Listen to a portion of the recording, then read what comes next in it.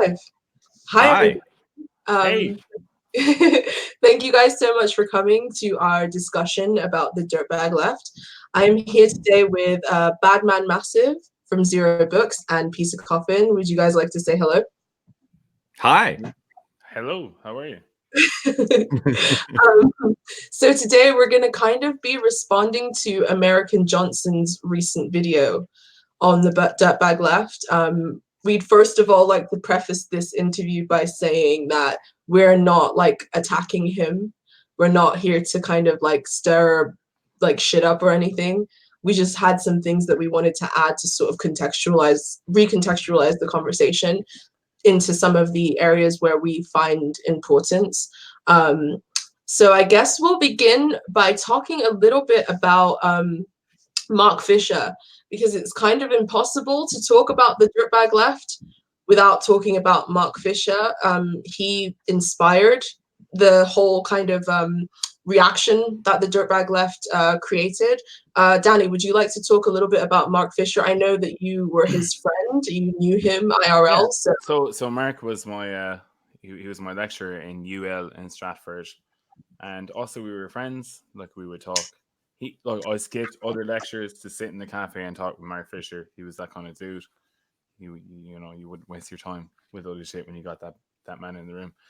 But yeah, like I guess to a large degree, he like when I knew him, he was kind of like an anxious, nervous man, and the thing that was like prying on his mind was like cancel culture and his experience of people, like particularly working class people, expressing left wing ideas, but in a, maybe a crude and incoherent form, and then getting cancelled as a result of it. Like getting attacked. His primary example would have been what's that boy's name again? It slipped out of my head. The comedian, English. Russell Brand. Russell Brand, exactly.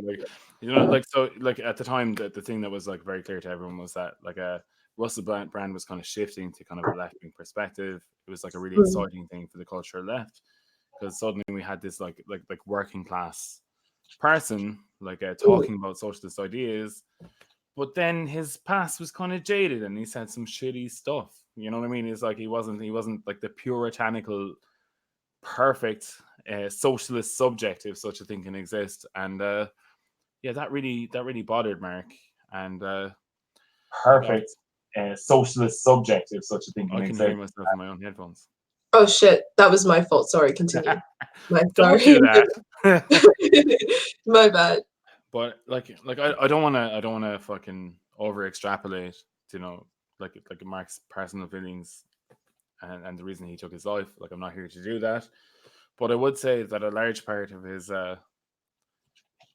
his depression was rooted in the way that people talked about him online. Like he talked specifically about the Vampire Castle and his relationship with putting out like socialist ideas, particularly his cultural critiques or whatever, and how the backlash from the the liberal left really affected him. Like that was a thing that he talked about when we talked or whatever. Yeah, for sure. You can see that in his work, which I didn't read honestly until after he died. So there's that. Yeah. Like I'm not a perfect socialist subject myself, so Yeah. From what I know of Mark Fisher, the way that I sort of discovered Mark Fisher's work was after I had my own run-in with the Vampire Castle. And someone sent me the essay, and it basically outlined everything that I had experienced. And I found this like deep sense of resonance with it. I know that Mark Fisher is somebody who wasn't only very active online in leftist spaces when he was alive, but he was also very active in different leftist organizations here in the UK. And, he was privy to some of the really dark aspects of leftism and, how they hindered organization. I mean, the very first line of the Vampire Castle essay, which I actually have linked in the description for anyone who hasn't read it before, I suggest you check the description. He says, this summer I seriously considered withdrawing from any involvement in politics. Exhausted through the overwork, incapable of productive activity, I find myself drifting through social media networks, feeling my depression and exhaustion increasing.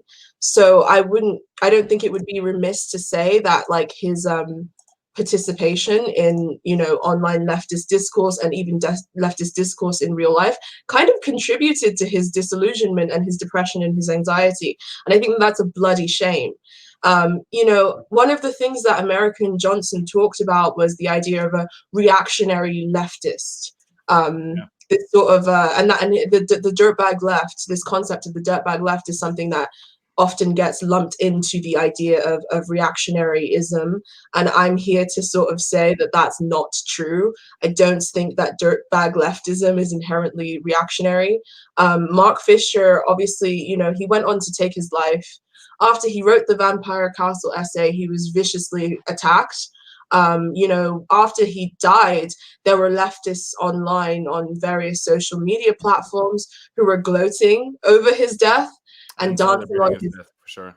Celebrating his death, calling him a brocialist, just being generally unpleasant. And to me, I really do genuinely feel that some of the best people on the left are pushed out, or they become disillusioned and fatigued because of this like very glaring issue. And there's also a faction of individuals who would rather see movements fail than have to deal with imperfect ones. And these are the people who kind of prevent solidarity, in my opinion. So I guess moving on to talking about the dirtbag left. The dirtbag left was actually something, it's an actual like historical moment. A lot of people think that the dirtbag left is Vosh.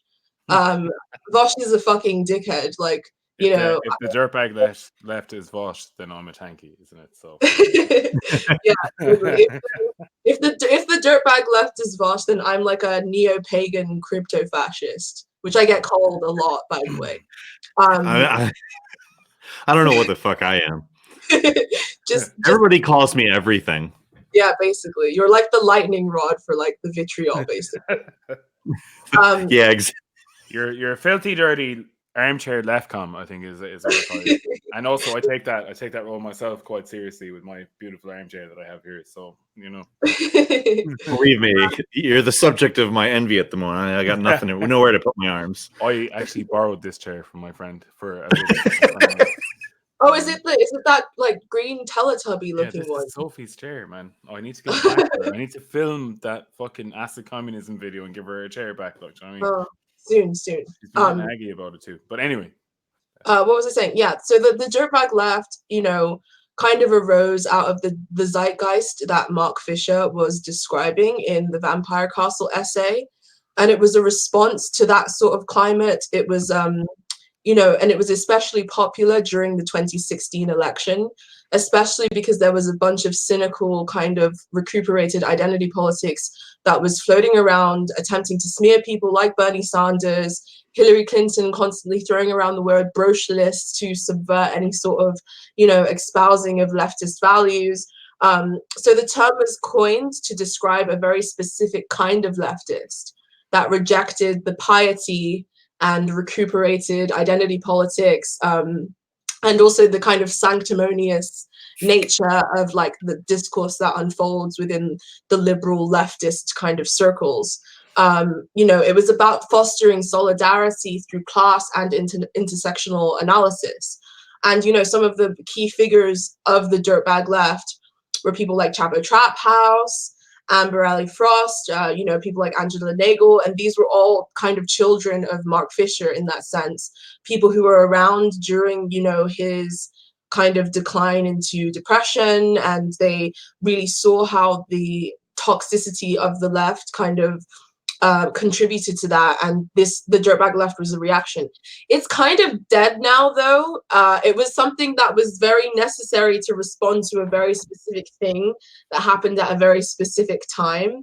But it's not something it's not like this cool like indie like subculture. Like it's just kind of an ethos.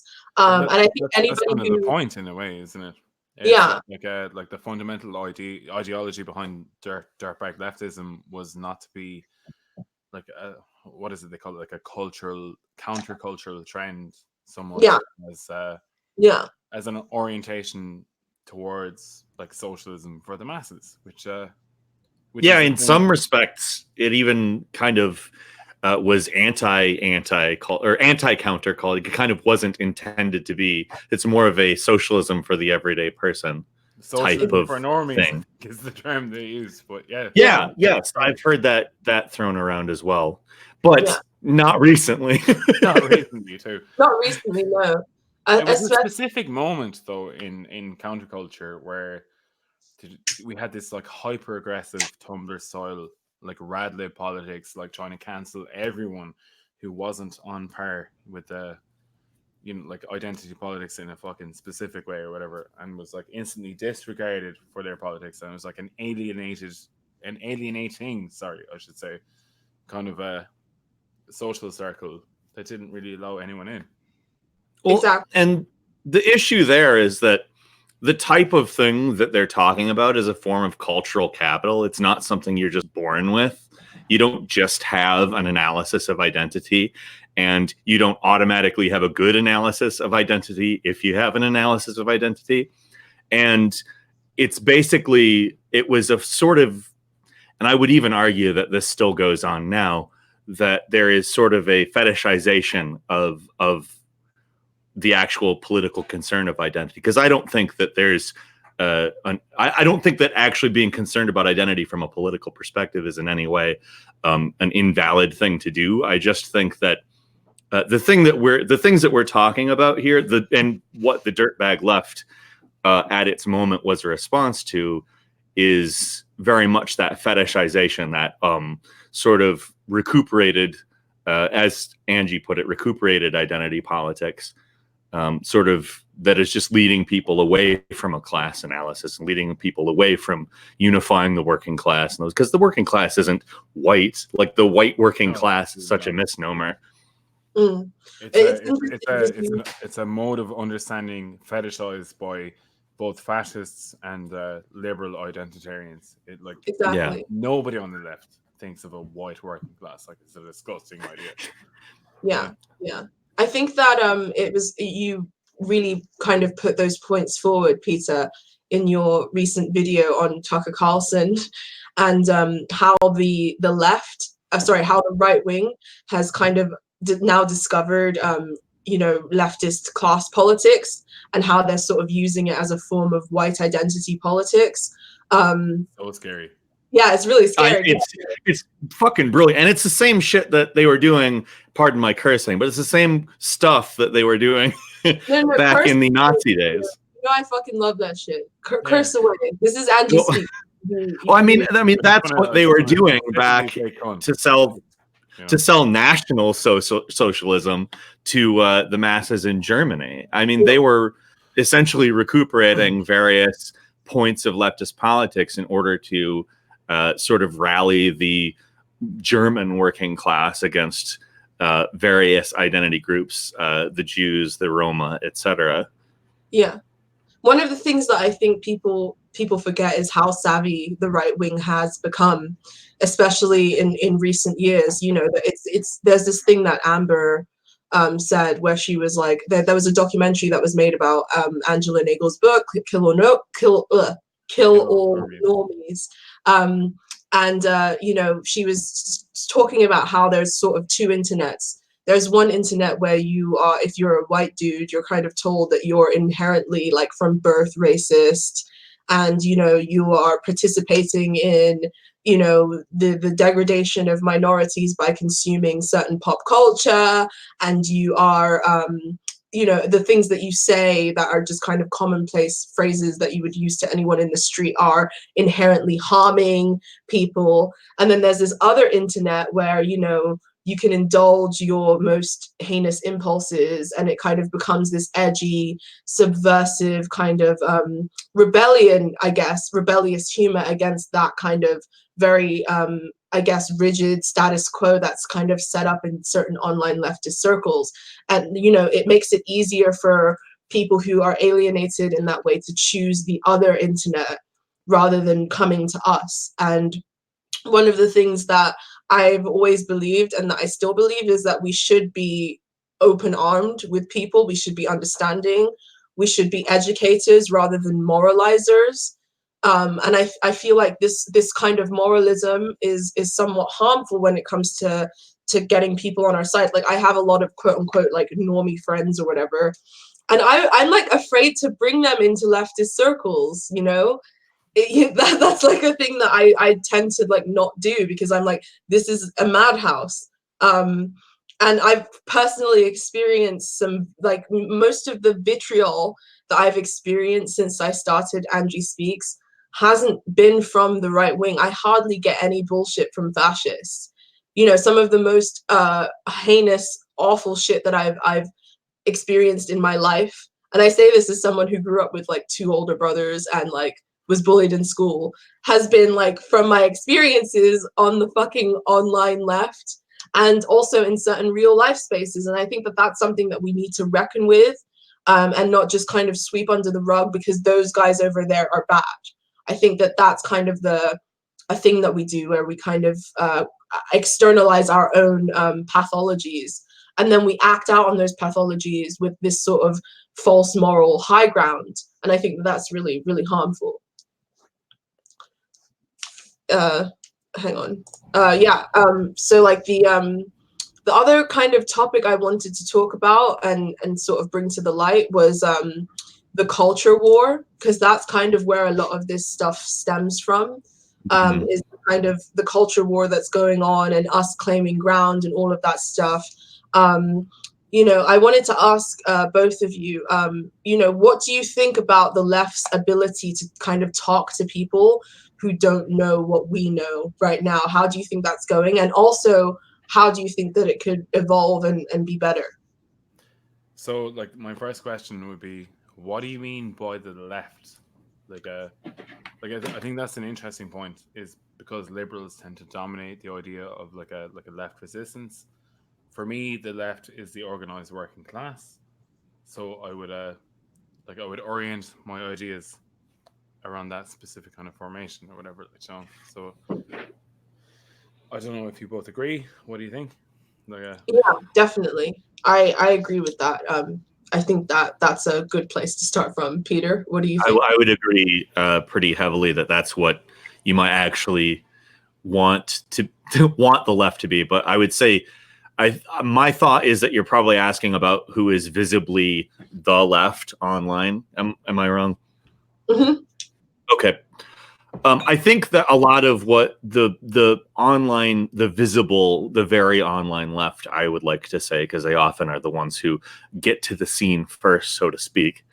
I think often they're actually not very good at communicating with people. It's often oriented towards whether or not they deem the individual they're talking with good or not. And I think that's partially just due to the platform of Twitter. It's oriented towards brevity. It's oriented towards in-group, out-group dynamics. And at the same time, it's also very metric oriented. You're doing things to get retweets. You're doing things to get likes, et cetera, et cetera.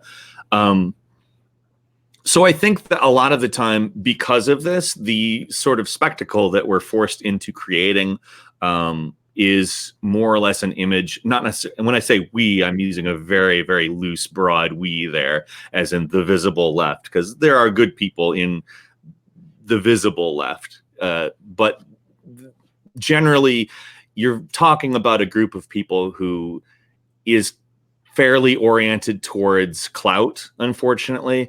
And whether or not they intend to be, that's not really important to me, because I have a feeling that a lot of people are not intending really to be oriented towards clout, but the actions that we're sort of participating in, the system, the actual platform is designed around the concept of clout.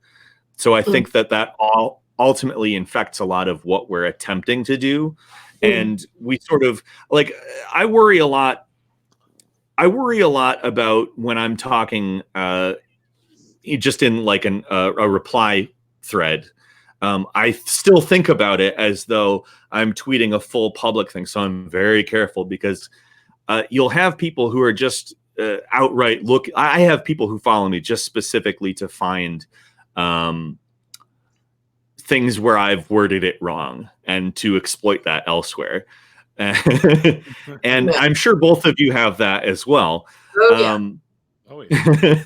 Oh yeah. But that element of things, it's inherently unproductive, and unfortunately works as the most visible image of the left in a lot of cases. If you go online and you start looking at popular leftist accounts, you'll most likely eventually get funneled into some kind of drama. And that's not good. That's not helpful for somebody who's just trying to find out about leftism, like someone who is, just, they just got out of school or they got out of their job and I like, Angie Speaks, or I like BadManmassive on Twitter. I'm going to go check this out. And eventually, even all three of us, I'm sure, have tweeted about, I will tweet about drama from time to time because I'm fed up with it. And it's just like, enough of this. This is not a productive thing to talk about. But that ultimately then funnels people into that conversation, and it's not useful. So is the left really communicating well? I mean, depends on what what BadManmassive said, depends on what exactly you mean by the left. So and depends on platform. Sorry to overcut you. Oh, no, go ahead. The left exists outside of internet culture as well, in its majority form. Like, so, I mean, it's like the work that we do is undoubtedly important, but largely the work that leftists are doing on the ground in real life is probably more important. Like I would agree with that heavily. I would put that without any hesitation. Like, so, and because I would say that's you're 100% right, because the little circular thing, the circle that we can get caught up in online isn't that useful. And where I think all three of us have made videos that are ultimately useful, but at the same time, when we make videos and get people caught up into these circles that may still go on beyond our control, it's not terribly useful. My main concern is in terms of, the people who don't know what we know aspect of it, which is one of the points that Emerican Johnson raised in his video, where he was talking about, the idea of a reactionary leftist. One of the things that I did like was the fact that he didn't try to make an us and them kind of dichotomy. He rather said that we all have elements of reaction within us that we should be dealing with, rather than trying to create this sort of external straw man to flagellate. But in terms of talking to those who don't know what we know, I find that's like the most difficult aspect of leftism. There's this kind of impulse to attack or to stamp out any sort of language or a way of being that doesn't capitulate to sort of liberal piety in that regard. I think that's really harmful, because we're trying to create we're trying to make our ideas mainstream. We're trying to make our ideas palatable to the average person. We're not trying to create this kind of secret kind of niche club. And it seems as if the signifiers of wokeness are what you have to kind of present outwards in order for you to then gain the cultural capital that's needed to function within the left. And I think that's really, really harmful. You're smiling, Danny. It's a fantastic take. I didn't really expect that, like the idea of linking it to social capital. But like, you're fundamentally correct. Although I would say that EJ and Luna, like their analysis of the problem, like the it's called Mexi or whatever, like the idea that solidarity moves at the speed of trust or whatever, like that's a fucking totally valid concern or whatever. Like the thing that I would critique is the identitarian approach to that or whatever. But no, yeah, I smiled because you conceptualized it in a very nice way or whatever. Oh, that's really rare, Danny. Actually, for me.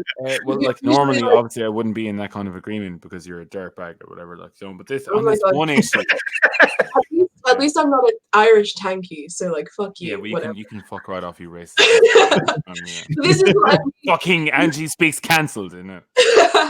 This is what I mean, though. Like, there's a certain like rapport and friendliness. I don't know. It's not because I've lived in America before, and shit like sarcasm and kind of mean-spirited humor was seen as like more of an affront there than it is here. Whereas here, that's just kind of how we bond with each other. It's the idea that you should have a sense of humor about yourself, no matter how downtrodden you are. You should have somewhat of a sense of humor about yourself, because number one, it breaks the ice. You know, it's uncomfortable when, you know, there's this kind of like weird elephant in the room and you can't address it. So it breaks the ice in that sense. It brings you closer to the other person. And secondly, it's also a healthy thing to do for yourself when you're dealing with these horrible kind of oppressive circumstances around you, to kind of have the gall to laugh at it in a way. And that's kind of been part and parcel of like British, I guess, working class culture, which is the reason why I can have a laugh about certain things with certain people. And, you know, one of the key things that Emerican Johnson was kind of talking about was humor, and what's correct humor and what's incorrect humor. And that's something that I've always sort of found I find it problematic, because it's something that's incredibly subjective, and really based upon cultural norms, your comfortability with the people you're around, your sense of humor too. Like I love absurdity and surrealism. Those are my two favorite types of senses of humor. And one of the things that came to mind was the film Tropic Thunder, and how Robert Downey I know where you're going with that. And how Robert Downey Jr.'s character did blackface in the thing, and there was all these like op-eds written about how terrible it was and blah blah blah. And I was like, the whole point of the character is that he's so narcissistic. It's making fun of Hollywood narcissism, that this actor is so narcissistic and so self-involved that they like put on blackface in order to like method act a black man. That's fucking hilarious. Well, and when they get the skin pigmentation and he's like in a hospital and they're like high-fiving and they're all rejoicing, it's just like, how can you not understand this is literally telling you that like that's horrible?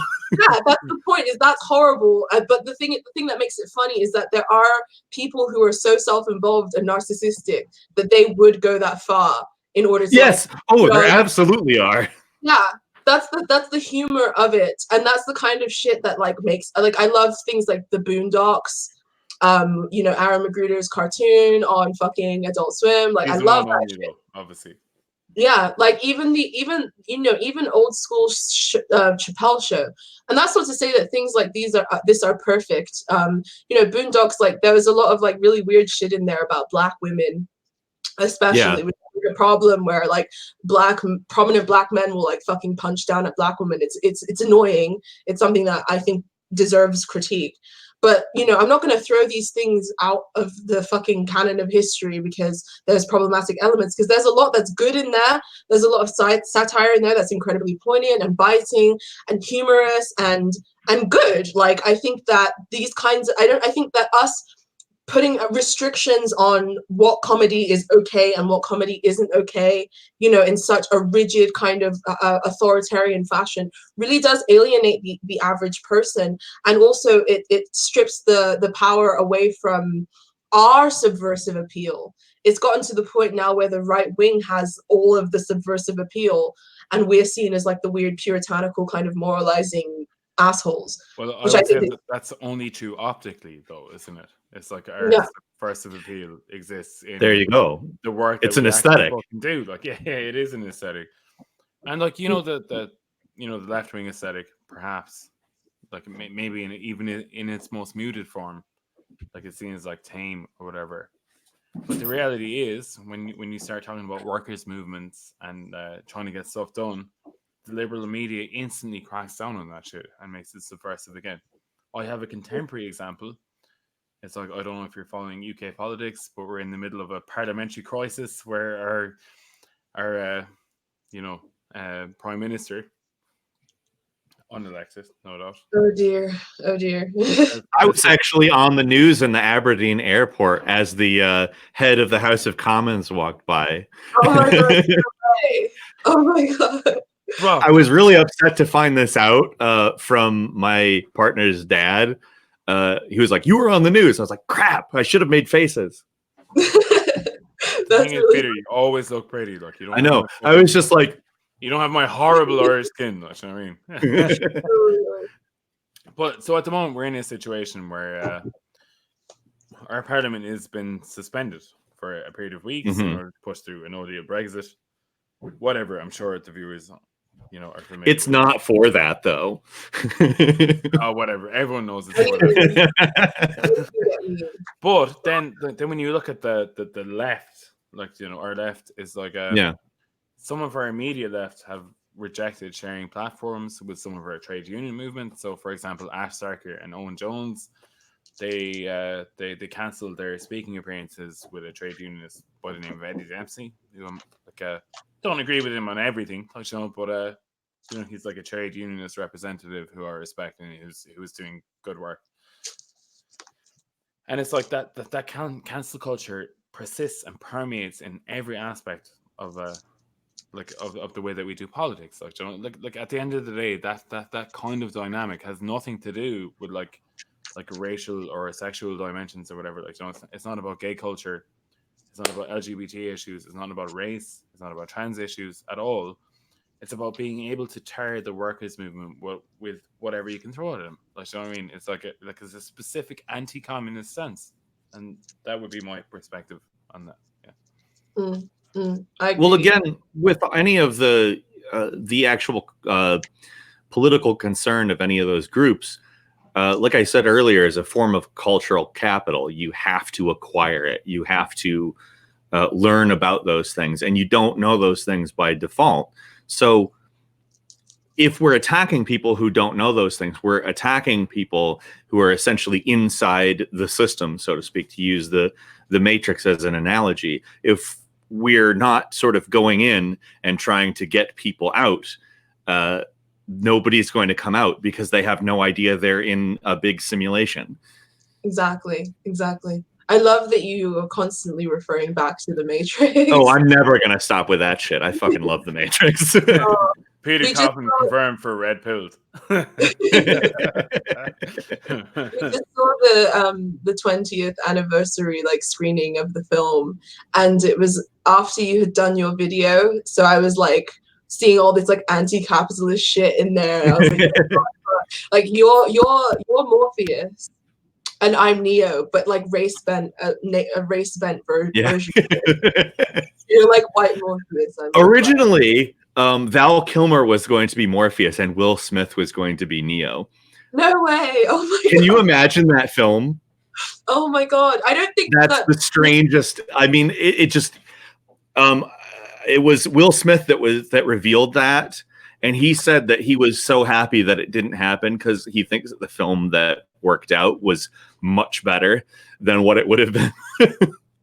I mean, I'm not the biggest Keanu Reeves fan, but he was an amazing. Fuck you, man! I thought we were doing this debate, but you can. I know it's it's controversial. He's fucking stoic. He's so stoic, but it works. It works with Neo or whatever. No, I stand.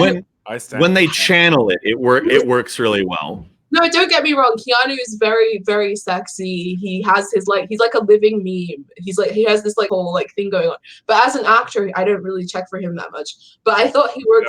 Angie, Is that the thing that's gonna get me cancelled now? Yeah, I hope it. I don't really love Keanu Reeves. It's over for you. I wish cancel culture. Angie speaks his over party. Instead of being a systematic way of leveraging identity politics against work. I wish instead it was a way of getting rid of you for saying that. Is Keanu Reeves white? He's half Asian. Oh, okay. I don't know which nationality, but okay. His father, I want to say is Chinese, but I can't remember.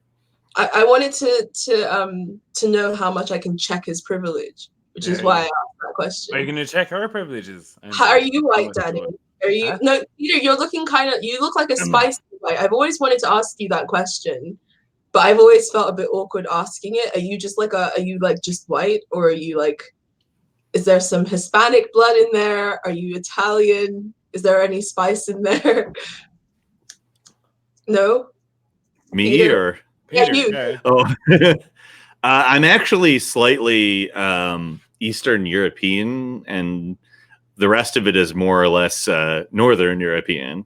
So, I mean, you could say Ashkenazi, because in Poland, the Ashkenazi population there is where my mother's or grandmother's family. I don't know. I mean, that's white, mate. Yeah, I mean it's it's small for me though. It's small, and all of the other things are small and what you would call a mutt. Luckily for me though. Oh my God. Like I'm somewhat white in color, but luckily I'm from a post-colonial nation who fought against the British Empire for 800 years. Here we go. And we might not have won it out, but we did our best or whatever. Like I'm white by virtue of the fact that I enjoy white privilege these days in this racist 21st century or whatever. But by racial righteousness, I'm Irish. I'm Irish fundamentally and no more. Oh, here we go. They were fucking us into the back of vans in the 1980s and imprisoning us without charge. Here we go. I may look white, but comrade, I'm Irish. I'm Irish before I'm white. Oh my God. But also we're white now, so Yeah, in terms of my context societally, I'm white. Like in 2019 or whatever, like we're white. So we have some of the id poll boxes slightly ticked, I guess. In that. I'm not white though. You know what I mean? It's like you I'm are, white. Danny. I'm Danny, white. I'm not white. We have this argument. we have this argument all the time when we're out in London, because Badman will be I don't talk to you in real life because I never would. But come on, do your fake life. With your he's racial he's like, I'm not white, I'm Irish, and I'm like, you're fucking white. You look like all the other white people in London. She makes famine jokes. I do. Me. She does a big racism, and she should be cancelled, in my opinion. Angie speaks cancelled for anti-Irish racism. 800 years of oppression. Oh my God. I'm not even gonna fucking acknowledge your bullshit. that brings me to our next kind of topic, which is about, kind of making the good faith assumption that everybody is good and that everybody will be good if given the chance to kind of act in that way. I kind of feel like that's an ethos that isn't really followed very much in I like to kind of assume that most people, even if they don't know what we know, they're not even if they don't use the correct terminology or the correct language, even if they're not completely educated on things that we would expect people to be educated on, there's this sort of idea that they're willfully ignorant and that they need to be kind of aggressively policed in that sense. And I also think that that's something that hinders solidarity. I'm a Black person, I'm a Black woman, but I do a lot less identity belly aching than most white people I see on Twitter, which is the thing that kind of weirds me out, because there are genuine grievances that I have, and I do express those grievances, in a way that I feel is relevant to whatever the situation is. But I'm not constantly kind of using it as a weapon. I'm not kind of constantly checking people's privilege. I don't really use my identity as a way to kind of, gain social capital in that sense, or to kind of lord power over people. Even when, some of the most heinous kind of racist shit was being thrown at me from other leftists during the whole thing that happened earlier this year, I wasn't Angie Gate. Yeah, Angie Gate. I wasn't screen capping fucking racist shit from different accounts and be see, I guess I can't speak on behalf of every marginalized person out there, but the way I kind of tend to deal with most things is to, number one, assume good faith, and then if people act outside of good faith, then address it. I don't kind of assume off the bat that people are fucking out to get me, even though they may not necessarily be clued into certain things. As a Black person in this community, if I spent all of my time checking everyone's privilege or policing every microaggression, I'd have no energy left. And that's not to say that we should let egregious shit slide, but we should understand the context, who it's coming from, whether they're actually trying to be harmful or whether they just don't know. Like, there are so many different, you know, things that we could be checking before, you know, the fucking arsenals and tanks are fucking rolled out. Yeah. Is that a bad thing? Like, I guess to some degree, like, I don't really think that's what EJ and Luna were trying to say. Like, I have a point of disagreement with them. Obviously, like, I don't think identity politics is the side of struggle for that particular kind of mode of analysis or whatever. But, you know, the idea that there is like a continuous self-critical mode that we have to do in order to avoid alienating other sections of the working class, like, I'm on board with that shit, fucking 100%. Do you know what I mean? It's like I've seen I'm a spicy white, as you call me, Angie. Like, I mean, it's like I'm a spicy white within the British left movement, like, so. And like a thing that's particularly alienating is like fucking anti-Irish shit that you do here and you just tolerate, you just get on with it. But it's like fucking horrible or whatever. Like, you know what I mean? Yeah. It's like, it's fucking horrible. Like I can deal with it because like I understand that the people that are saying that shit have a broader socialist perspective and a fucking fundamentally internationalist analysis of the mode of you know, economics that we want to achieve or whatever. But I can see how it's alienating for the normies that I want to bring in. And like, one interesting thing that Angela and Amber Lee Frost were talking about was the idea of like making our socialist movement like palatable to normies. And it's like we can't go the fucking other way. Like, you know, we can abandon IDPOL and we can say that it's fucking bullshit and it's like fucking you know, it's a way of like criticizing people for making a rhetorical or, you know, intellectual mistake and like hammering the point home. But then on the other side of the coin, it's like I need to bring my comrades who are not fucking white cis males into the movement or whatever as well. And it's like, you know, like I can't fucking bully and alienate them either, like, you know. Yeah. And, you know, there's a middle ground, and I like, for me, I think the middle ground is like a fucking collective understanding of of the fundamental basis of solidarity, which is an understanding of all of our fucking oppressions being linked specifically to the material outcomes that we experience or whatever. Like, you know, and I would see that as the driving force forward for that kind of way of being. I see that in my work as well. So yeah. Well, there's some degree of infantilization when there's this over criticism, over self-crit. Like there's, I'm not as. That's what I call it. Perma self-crit. Permacrit. It's kind of it depends, and I'm not necessarily saying that this is a complete problem of his video in particular, but as taken as an overall mode, there is a large amount of particularly white people who are in this perma self-crit mode, where we're basically trying. It's really irritating to me. It's like, keep your masochism in the bedroom. Like, it's not like appealing for me to see that shit. Like, it doesn't make me feel like you're better than my wokeness is not sexy because I got some wokeness fans. I mean, and I want to say that, like, the more majority you are but woke, like the more you are a majority who is woke, quote unquote, the more it seems like you're. I'm not necessarily obligated, but it seems like they act as though they feel that they're obligated to just continually sort of self-flagellate publicly. And again, this isn't necessarily. Go ahead. Sorry. Publicly, emphasis on the publicly. Yes, there's a high emphasis on the public aspect of it. It seems as if a lot, from my experience anyway, as being a marginalized person, here's where I'm going to pull out my fucking IDPOL card. Well, you're not more marginalized than the Irish anyway, but... Oh, shut the fuck up, Danny. You degenerate. Fucking... Don't even let me get started because I'll get cancelled. Okay, anyway, as I was saying... Don't let me get started, I'll get cancelled as well. What was I saying? Yeah, the fucking... from my experience being a marginalized person on the left, you know, I'm a woman, I'm Black. A lot of the really heinous shit happens like behind closed doors. And the emphasis is more on performing solidarity, this sort of performative solidarity, having the correct takes, you know, saying the correct nods to the correct people, self-flagellating about like the correct things.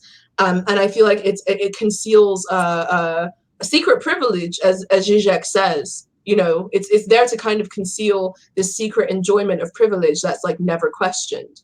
And that's the element that gets me up in arms. There's this idea that we need to push, which is the primary place that I kind of disagreed with Emerican and Luna about, was that we need to push minorities into this space of permanent fragility and we must protect them at all costs.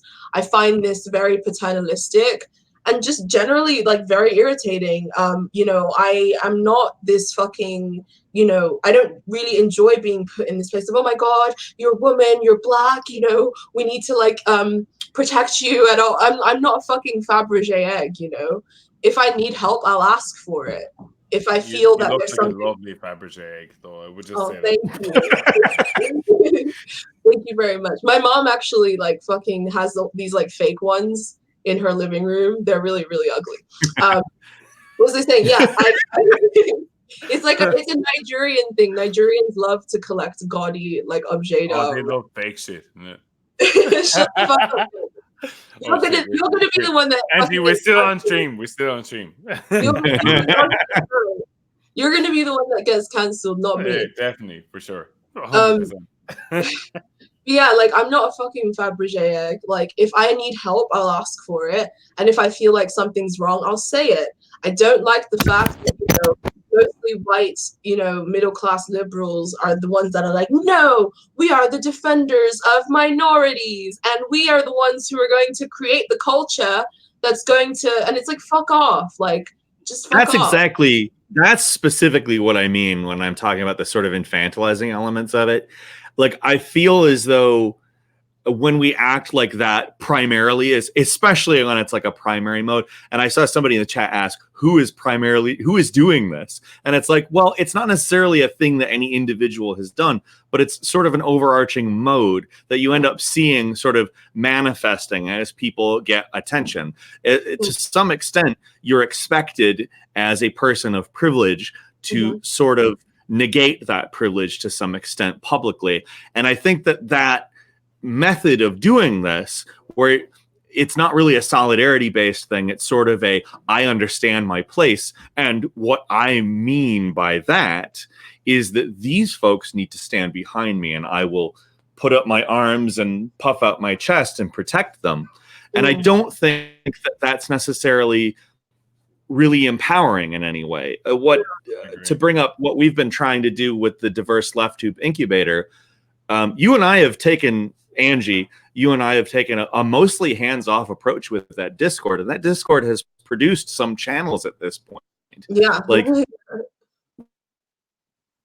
Peace has gone all glitchy. Yeah, he's going glitchy for me. I'm going to take the opportunity to nip to the loo. Yeah, goes to the loo. Goes to the loo. Peter, if you can hear me, you've gone all glitchy. Are you back? Sorry about that. It's all good. Continue. Can you hear me? Hello, Peter. Hi. Did this? Am I back? You're back. Yeah, you're back. Okay. Continue. Overall, what I was saying is, I do think that what we need to be doing is sort of directing attention, directing resources to these people rather than trying to stand between them and the bad folks. Instead, we should be materially helping in some way. Exactly. I agree. Somebody in the chat said, I think it would be good to ensure the safety for people who are marginalized, because maybe you are not a Fabergé egg, but Sai, so am I. And I would respond to that by saying, you know, there are ways that I'm marginalized. There are ways that I'm not marginalized as well, as I think it is with most people. You know, most people have elements of their identity that may, you know, make their lives more difficult. And we also have elements of our identity that make our lives easier as well. But when it comes to dealing with people who are more marginalized than I am, my approach is always to listen to what they need help with and listen if they have issues. Never, I already know about your oppression, so here's how I'm gonna like protect you. Yeah. I'm gonna like here's how I'm going to you know, create certain things, blah, blah, blah. Like, you know, I think that we have to be more cautious about the idea of how we deal with marginalized identities, because it kind of seems as if people are trying to find a one-size-fits-all solution. When there isn't one. It's a very complicated issue. As a marginalized Black woman, the way that I deal with things and the way that I like to be treated may be very different from the way that somebody else who's the same identity as me wants to be treated, or even, you know, interacts with the world in that sense.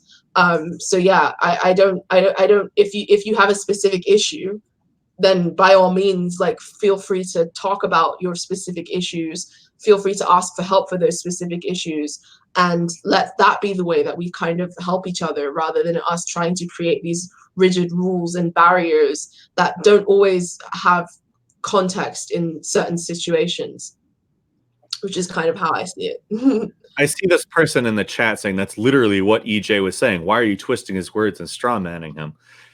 That's not. I would really say that that's not what's going on here. That's not what's going on at all here. That's somebody who's specifically looking for us to be fighting against. Okay? We're just trying to add context to what he said and express our own opinions. And if you have a problem with that, then you probably shouldn't be here. The whole point of this stream up until this point has more or less been the ability to sort of critique without being hostile needs to be there. Like, we have to be able to do this specifically. Like, for the most part, as has been previously stated on this stream multiple times, nobody's really like contending with the main points of the video. It's a few certain aspects of it that I think we're more adding context to and maybe criticizing lightly, but I don't think that there's this video is terrible, everyone should go attack Emerican Johnson now. We're both, I think, all friendly with Emerican Johnson. Exactly. I would consider him among my friends. Yeah, like, he's somebody that we all talk to on a regular basis. And he also knows that the stream is happening. So if you're looking for tea spilling, if you're looking for, you know, some kind of like drama thing, then this is not the place for you. And I suggest you fuck off. So yeah, I guess we can move on now to the next point. Danny's gone to the loo, but he can just join in when he gets back. So the next point, you know, is about not ceding territory to the right.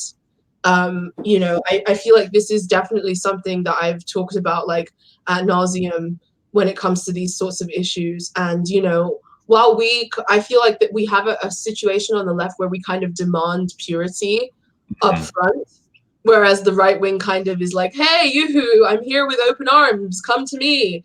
I think that the fact that there's this idea that like if you are allowing people into our spaces who don't understand certain concepts, who may be problematic in certain ways, or who hold reactionary views, then allowing them into our spaces inherently puts marginalized people in danger. You know, and that is a fault that needs to be challenged, that needs to be policed. And I can only speak from my personal experience, and, you know, I can't speak for everybody else in that regard, but I actually do like actual real world activism, and I've been in real world activist spaces, and I've had to deal with a lot of really, really problematic people, you know, people who are from refugee backgrounds, people who are not necessarily clued into, you know, certain aspects. I've dealt with like flagrant outward racism from like homeless people. Oh shit, sorry, I just knocked my camera.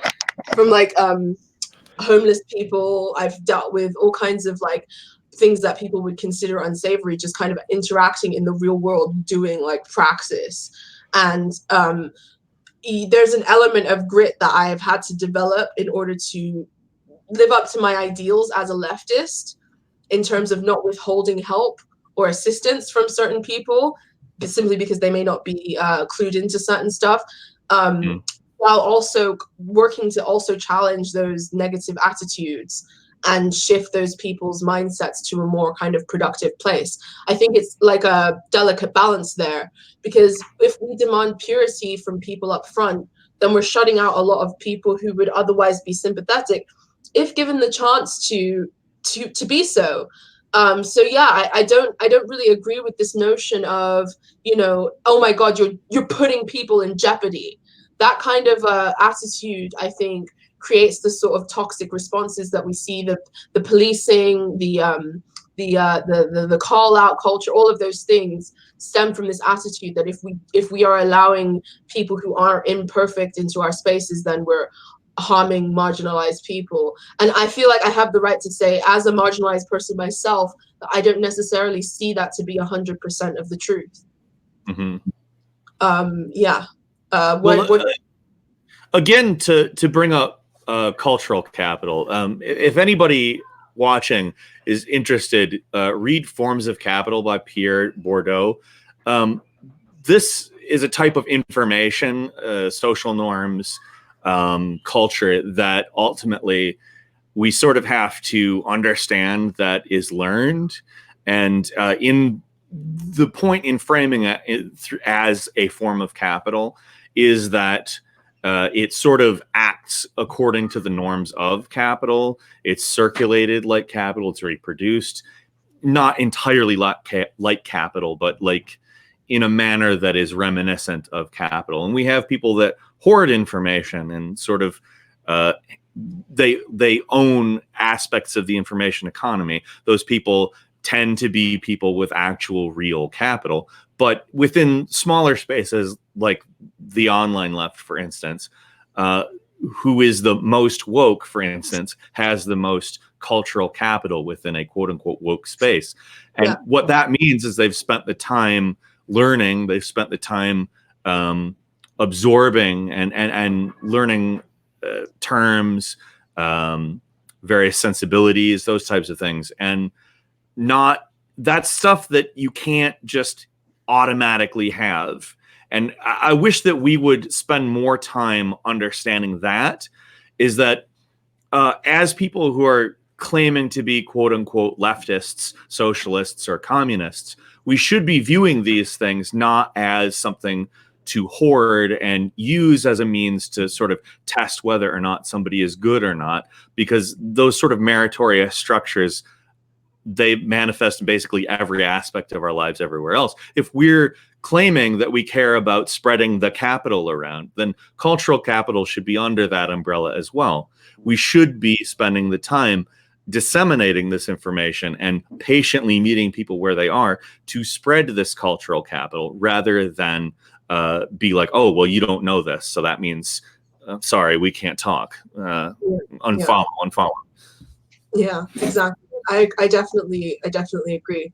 And I guess this brings me to kind of my last point of the evening, which is about moralizing, and us kind of moving away from the mode of moralization as our way of kind of reaching people with our ideas. That's not to say that I think that that's what America and Luna were doing, but it's definitely. I don't think it is either. Yeah. No, I don't think that that's what they were doing at all. But I definitely think that it is an issue in our spaces, where kind of this moralistic, sanctimonious, pious kind of attitude is what is, collects and accumulates the most kind of social capital in that regard.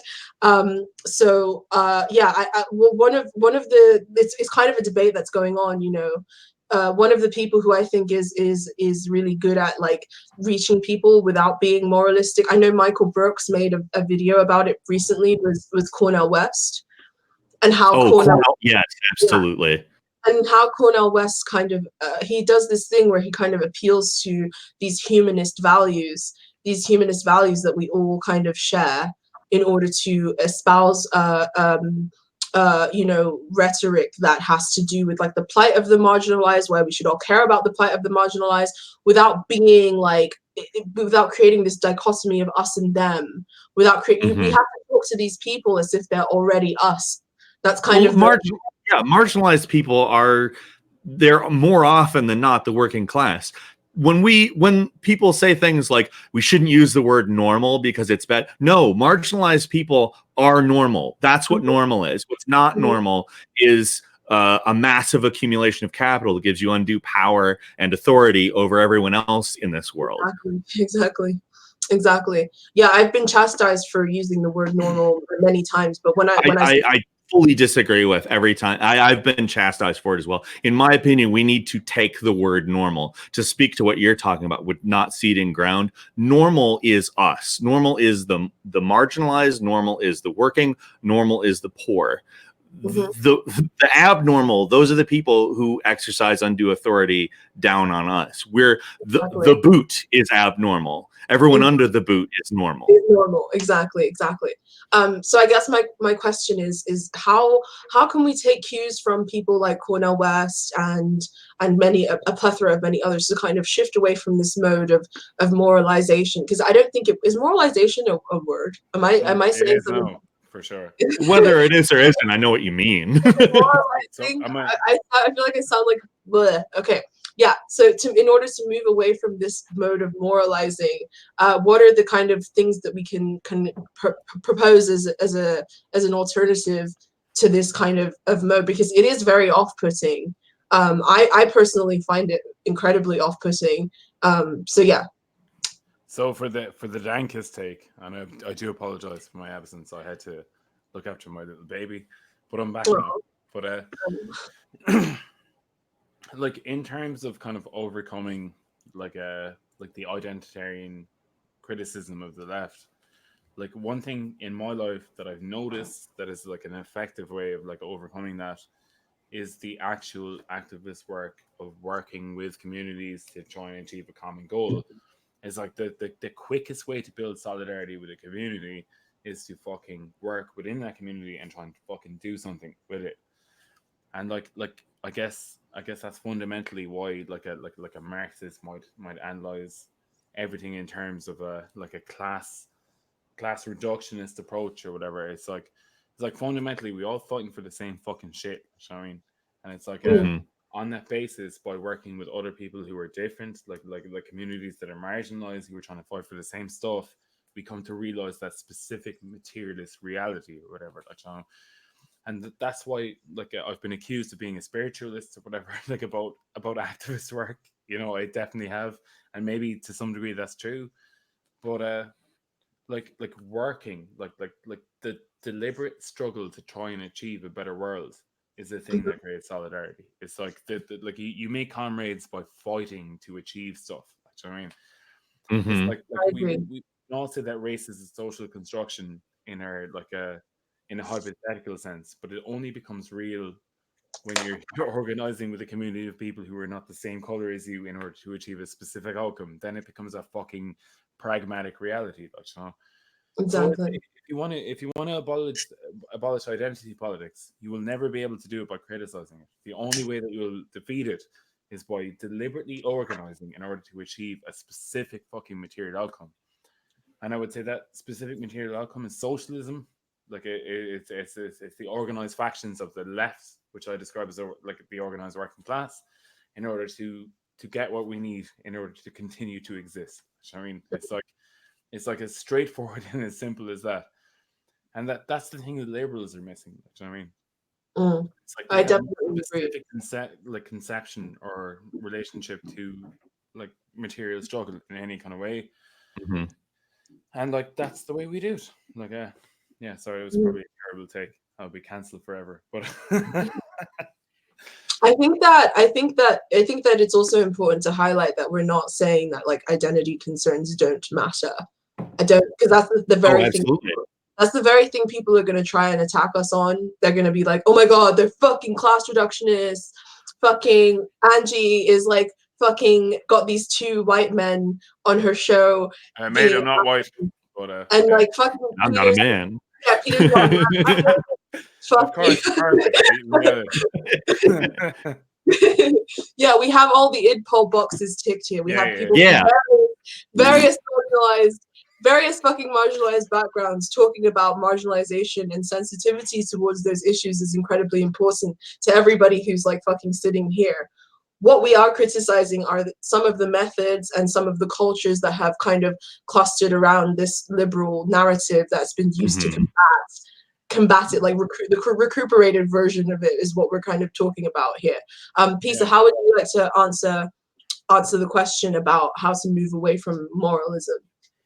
Well, for me, you know, here's one thing that I would, this is a minor criticism of the video that Emerican Johnson said. When he said compassion is the left's greatest strength, in my opinion, compassion is an emotion. It's a feeling. It's a thing that might get you involved in leftism. I think that it's important. And would I prefer compassionate comrades over cold, unfeeling people? Absolutely. But our strength, our strength is seeking. Sorry, I just got that. Our strength is that okay, so this is the problem with that statement. There are a lot of people who buy capitalism who are incredibly compassionate people who believe in the goodness of charity and the untouchableness of charity. They believe that that's how you achieve compassionate goals. But the strength of the left is being able to take that feeling, that care of other people, and form it into the organization that actually compensates for compensates for the fact that we have lived in a mode that accumulates power among specific people. You could make an argument that Bill Gates, for instance, is a compassionate individual. He spends lots of money spreading like vaccines and things that people don't have access to in other countries. But at the same time, why should that man have that power to choose to do that? That's the problem. It's not necessarily that he has a goal of compassion. It's that the organization is incorrect. Now, do I believe that compassion is bad, which is something that I think somebody might be able to take out of this if they're uncharitable? No, I would argue that the place that Emerican was coming from in saying that is the right place to be. I feel compassion. I'm a very empathetic person. I look at what's going on and I care a great deal. But the reason why we, in my opinion, our various cluster of political ideologies is the right one, is that we offer an actual future of organizing things in a manner that's fair for everyone. And if we don't care about that over just the fact that compassion is good. It's a human emotion that I think a lot of us feel, but we have to focus on the fact that we have an actual future we're attempting to get to. That's our strength. We have an actual goal, a classless society in which we actually can operate as individuals that are fully realized in various ways. We can have the conversations of race not under a boot, so to speak. Yeah, definitely. I mean, I remember when I was in New York over the summer, I was talking to my Black friend who's like a Black liberal. I guess she kind of like has like the aesthetic of like a socialist, but her political analysis of the world is like generally liberal. And we were talking about the left, and she was like, "Oh, I really like what you're doing with your channel and stuff, but I would never, ever, ever, ever be caught dead in like white leftist spaces. I don't really consider my channel to be a white leftist space. It's just a space for leftists generally or whatever." But yeah, there is obviously the kind of concern that the left, the broader left, is a very like, like white space. She basically was saying like, like, how could you put yourself in that kind of danger? Don't you know that white leftists are racist? Don't you know that they only care about class? Don't you know that they don't give a shit about any of your marginalization as a Black woman? Like, she was kind of saying it in a way that like, we, the liberal side, we're the ones who care about your identity. Therefore, any sort of economic, fucking pay for it, like, do you know what I mean? Yeah. As long as it's a marketable product that they can sell you, like, do you know what I mean? Exactly. And it was like the idea that, it's the idea that I'm trying to get at is that like there's a lot of marginalized people, Black people specifically, because that's like the place where I have like the most experience and knowledge, obviously, who find the left to be suspicious, and the word kind of dirtbag left to be suspicious. So even when those people make it on away from liberalism, like onto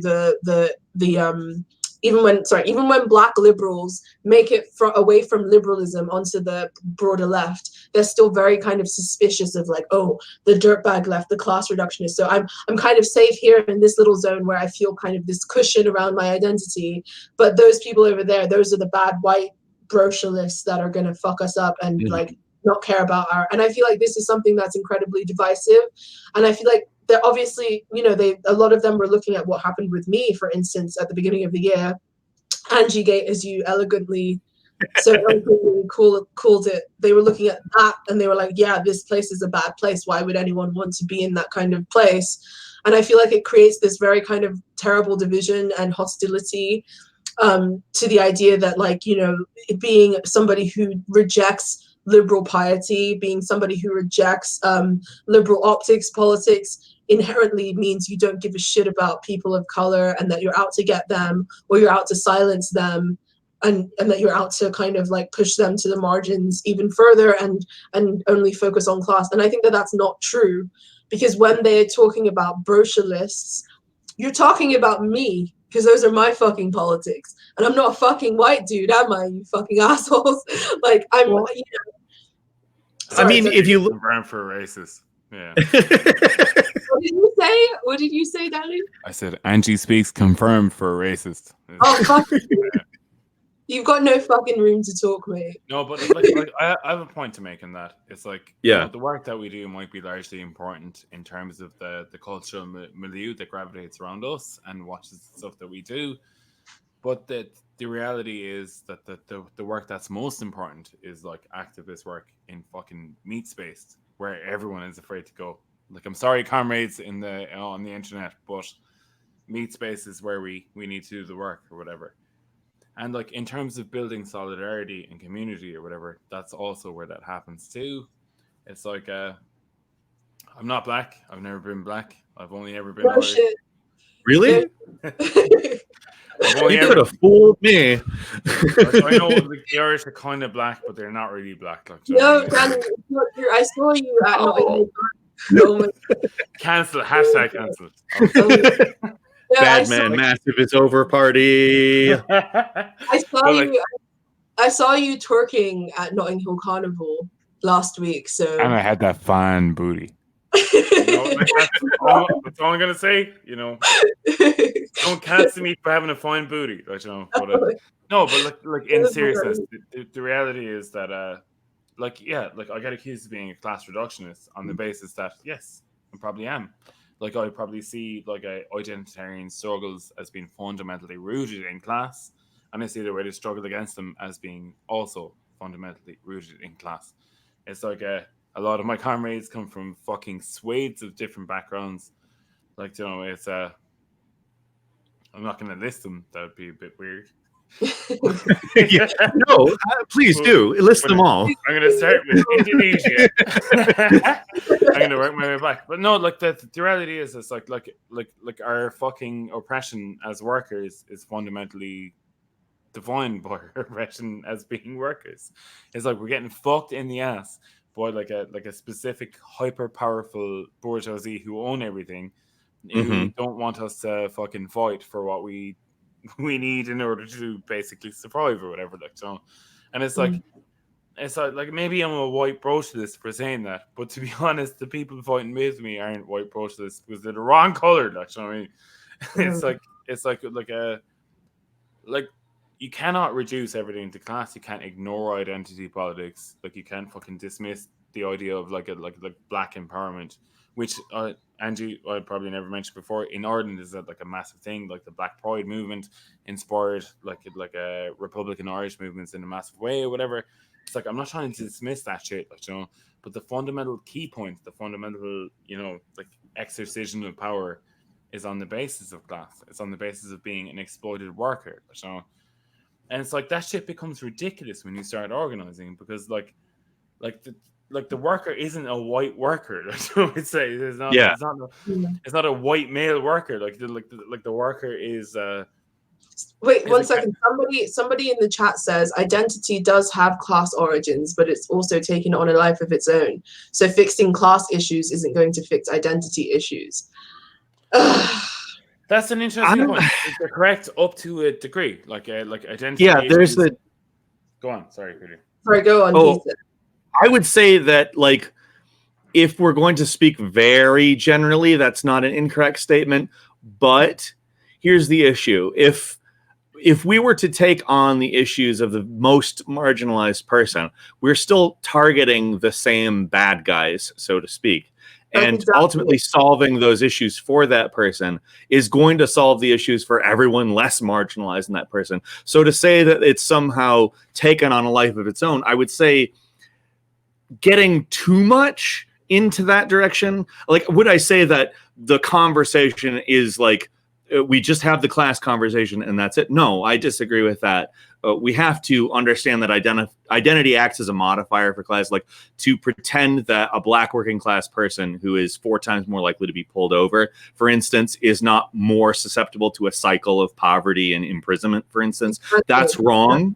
Exactly. But if we were to solve that exact problem, it would require us targeting the same people that we would be needing to target to solve the issues for instance, white. Like, if we give universal health care, it's actually going to help, for instance, black people more in the United States. This is why Medicare for all is in my opinion, an important thing for solidarity in this country. It would help black people more than it would help white people, but it would help white people. Exactly. Like the thing I would cut across against is the idea of like a separation between identity movements or whatever. I would agree. The fucking reality is, like, we're trying to organize a systematic rebellion against the status quo or whatever. Like, and it's like some of my comrades are black, like some of them are trans. Like, that fundamentally doesn't matter. And and it might seem class reductionist for me to make that point. Is we all share a specific orientation towards making the world better or whatever. So, and also I feel like I've never been trans. Like I can't understand that way of life because I'm not trans or whatever.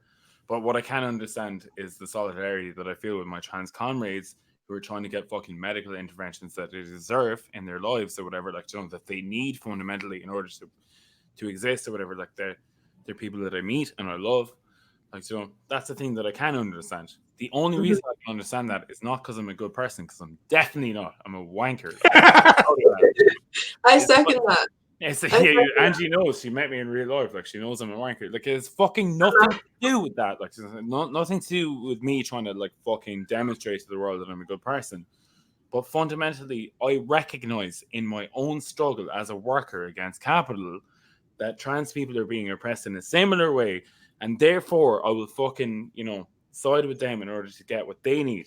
Some of the stuff they didn't need, I don't need. Like, to be honest, I'm happy enough with the ghoulies God gave me. Like, you know, that doesn't matter though, does it? Like, you know, it's about, like, being able to provide specifically for comrades that need stuff or whatever. Like, you know. Well, to have specific needs doesn't fundamentally make you different. It just makes your needs different. Yeah, that's. Exactly. It's not necessarily different places that we get those needs fulfilled. A system based on providing healthcare that is not based on providing individualized healthcare as much as it is a baseline of collective healthcare is not really for the people. It's for some of the people. And that's exactly the problem. We're not talking about being for some of the people. We're talking about being for all of the people.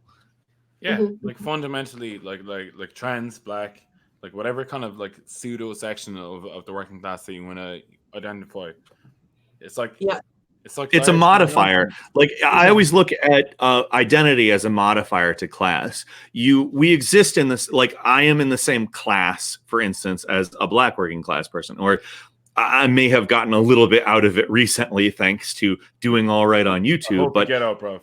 It's horrible. class-wise, I identify with a black, like, working class person, or a trans working class person, or a disabled working class person. However, they have specific needs that are different. They have specific oppressions that are different. I'm not blind to that. However, I understand that resolving those issues is it requires us resolving everyone's issues. It's just that simple.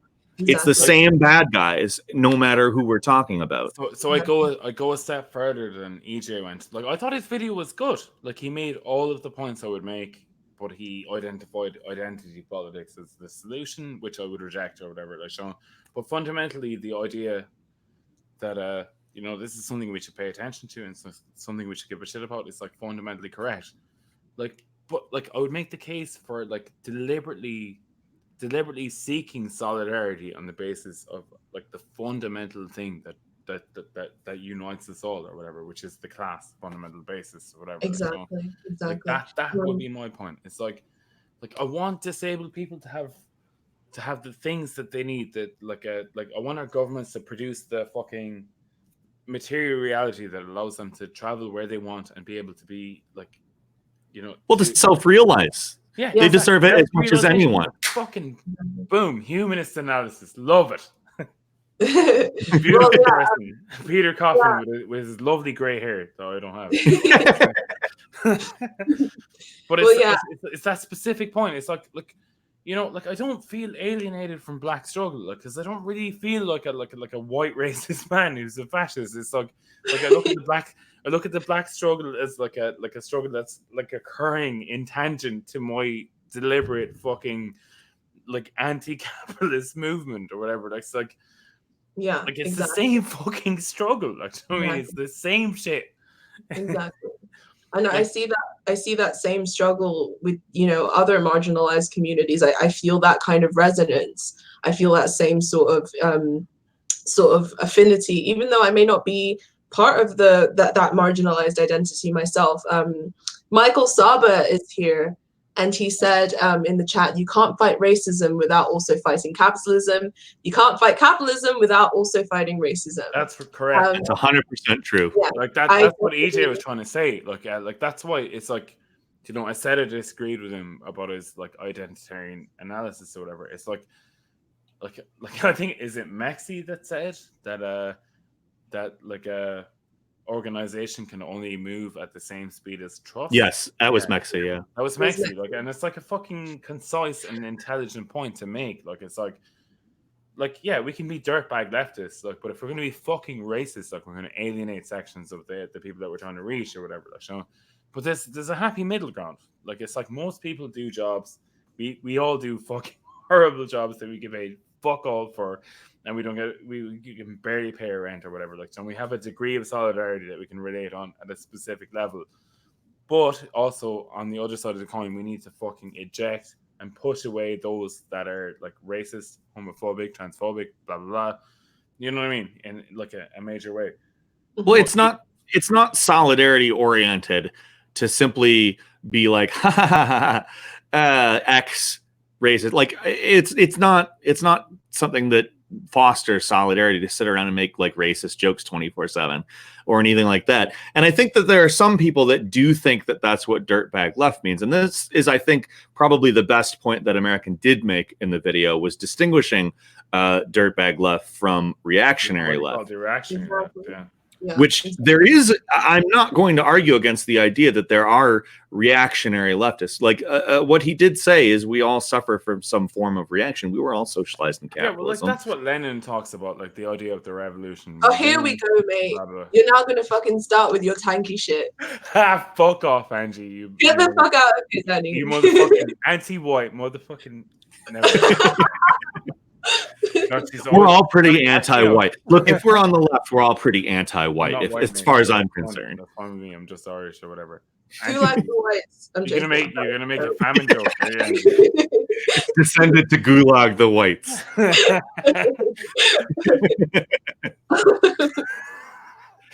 What's funny is somebody who just came in is like, cancel them all for being like. That's the other thing. Like what AJ was talking about, like jokes that punch down, whatever. Obviously, jokes that punch down are funny, but obviously jokes that punch up are funny. Like obviously, jokes that punch down are also funny sometimes. Yeah. Like, well, so it really depends on the context. That's the thing that I think that kind of critique always. Yeah, it really talks about this in a major way. It's like one of the ways that you bond with another person is by ridiculing them. Like, Yeah, there's no way around that. It's that's a cultural thing, Danny, because Americans don't vibe with that shit. That's the thing that I you don't live in understand. the UK, and don't get me wrong, I fucking hate this country. I can't wait till I fuck enough of the women here so that we have the Irish majority to get a 32 county in Ireland. Like, you know, that's my Oh my bag. god. That's my bag or whatever. Like, you know, cancel me for that if you want. But it's like I have some Marxist Leninist comrades who are working in the trade union movement who make famine jokes. It's funny from them. It wouldn't really be funny from fascists. Like, you know what I mean? It's like like it makes a specific thing. It's like a fucking, if you care about someone, like oh Jesus, even the worst take overall. It's like my Polish friend Rafi's my best friend. I love him to bits or whatever. Like, you know, we're both immigrants in this country. Like, we're both struggling against the same situation. The two of us developed together this concept of a country called Bitrovia. You know, where the beetroot is the national currency. Like, that's some racist shit, mate. That's some fucking racist shit. Like, it's like inappropriate. But it's funny between friends who love each other because, like, as this ex says, you know, like, humor is the currency of like solidarity. Like, well, I mean, agree. it I agree with that in terms of personal relationships, and also in terms of like IRL kind of communication. Like, you know, one of the funny things about having a white boyfriend is that like I can make fucking jokes with him. He can make fucking jokes with me. Like, every time I go, for you, mate. every time I go to his like parents' house up in the country, I always like fucking like sing the tune from Get Out in order to like piss him off. They barbecue Irish people and black people or whatever. That's what they do up there. Just so or if he's around my like Nigerian family, he'll make jokes about how we're like loud and shit. And it's like, you know, there's a certain like thing that you can get away with when you're close to someone, because you know. I just want to jump in on that point. It's like, even compared to other Nigerian descendant people, you were loud. Like, oh, it is true. I don't have an instinct. It is true. I can't. You're really, the loudest motherfucker. Like, it's like we were talking about shit on my balcony, and then like all my neighbors were like ringing in to complain. It's it's nothing to do with race, mate. You're just fucking loud, bro. Here we go. Nah, I get it from my mom, because like in Nigeria, back in the day, there were like the phones were like really shit. So like you had to yell in order to like to get like heard by the other person. And even to this day, she still like yells into the phone. And I'm like, Mom, it's an iPhone. You don't need to fucking yell anymore. Like, people can hear you. So yeah, like, we're loud for various fucking reasons. But anyway, as I was saying, none of those are the reason you're loud. You're just here we go. Anyway. Angie, we're sick of your shit. I didn't want to come on the stream and say it, but you need to chill out, mate. Oh my god! Don't let me start making potato jokes, because that's when you're gonna get. Like, you know what happened to us? Like, fucking half our population died. Here we go. Now you get fucking sensitive about it. Yeah. So as I was saying, like, there's a certain amount of brevity that you can allow when like you're among friends and family and comrades and shit. Yeah. Like, I don't think that like all jokes that are perceived to be punching down are always punching down as well, which is a thing. It seems as if there's a joke that even mentions a marginalized identity of some kind, people automatically assume that it's punching down rather than actually criticizing something else. Like, this happens with a lot of Black comedians when they make jokes about other marginalized communities. They may be trying to draw attention to the fact that we may lose sight of how we can be the oppressor when we believe that we're marginalized and therefore more, I guess, righteous than others. And that can sometimes, like, I guess, be a hindrance with comedy, which is really supposed to kind of reveal truth. Comedy is supposed to be subversive as well. Like, it's not supposed to be, and there's an element of irreverence that creates humor as well. I know that recently in the UK there were two different comedy nights that were put on. There was it was called like Tolerant Comedy, I think, night. And then there was like another comedy night that like Paul Joseph Watson. Oh my God, what are you doing? Sorry, Jake. Jake, get out of here, you fucking. Hey, fellas. Fucking anarchist degenerate. Fuck off, man. You're interrupting the stream. This is very important. We're trying to educate the masses on our socialist propaganda. Oi, don't bully him. That's my job. I'll get him in real life. What was I saying? What was I saying? Yeah, the fucking yeah. There's this kind of there was this like tolerant comedy night that was put on, and then there was like this edgy comedy night that like Paul Joseph Watson went to, and it was like an anything goes, edgy humor. You can say whatever politically incorrect shit that you want type of thing, and both in my mind are cringe.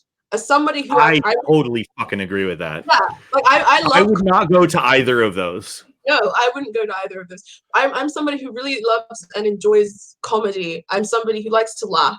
I'm like, I love to laugh. Like, humor is my way of dealing with. Like, I've never seen you laugh in real life. Like, have you not?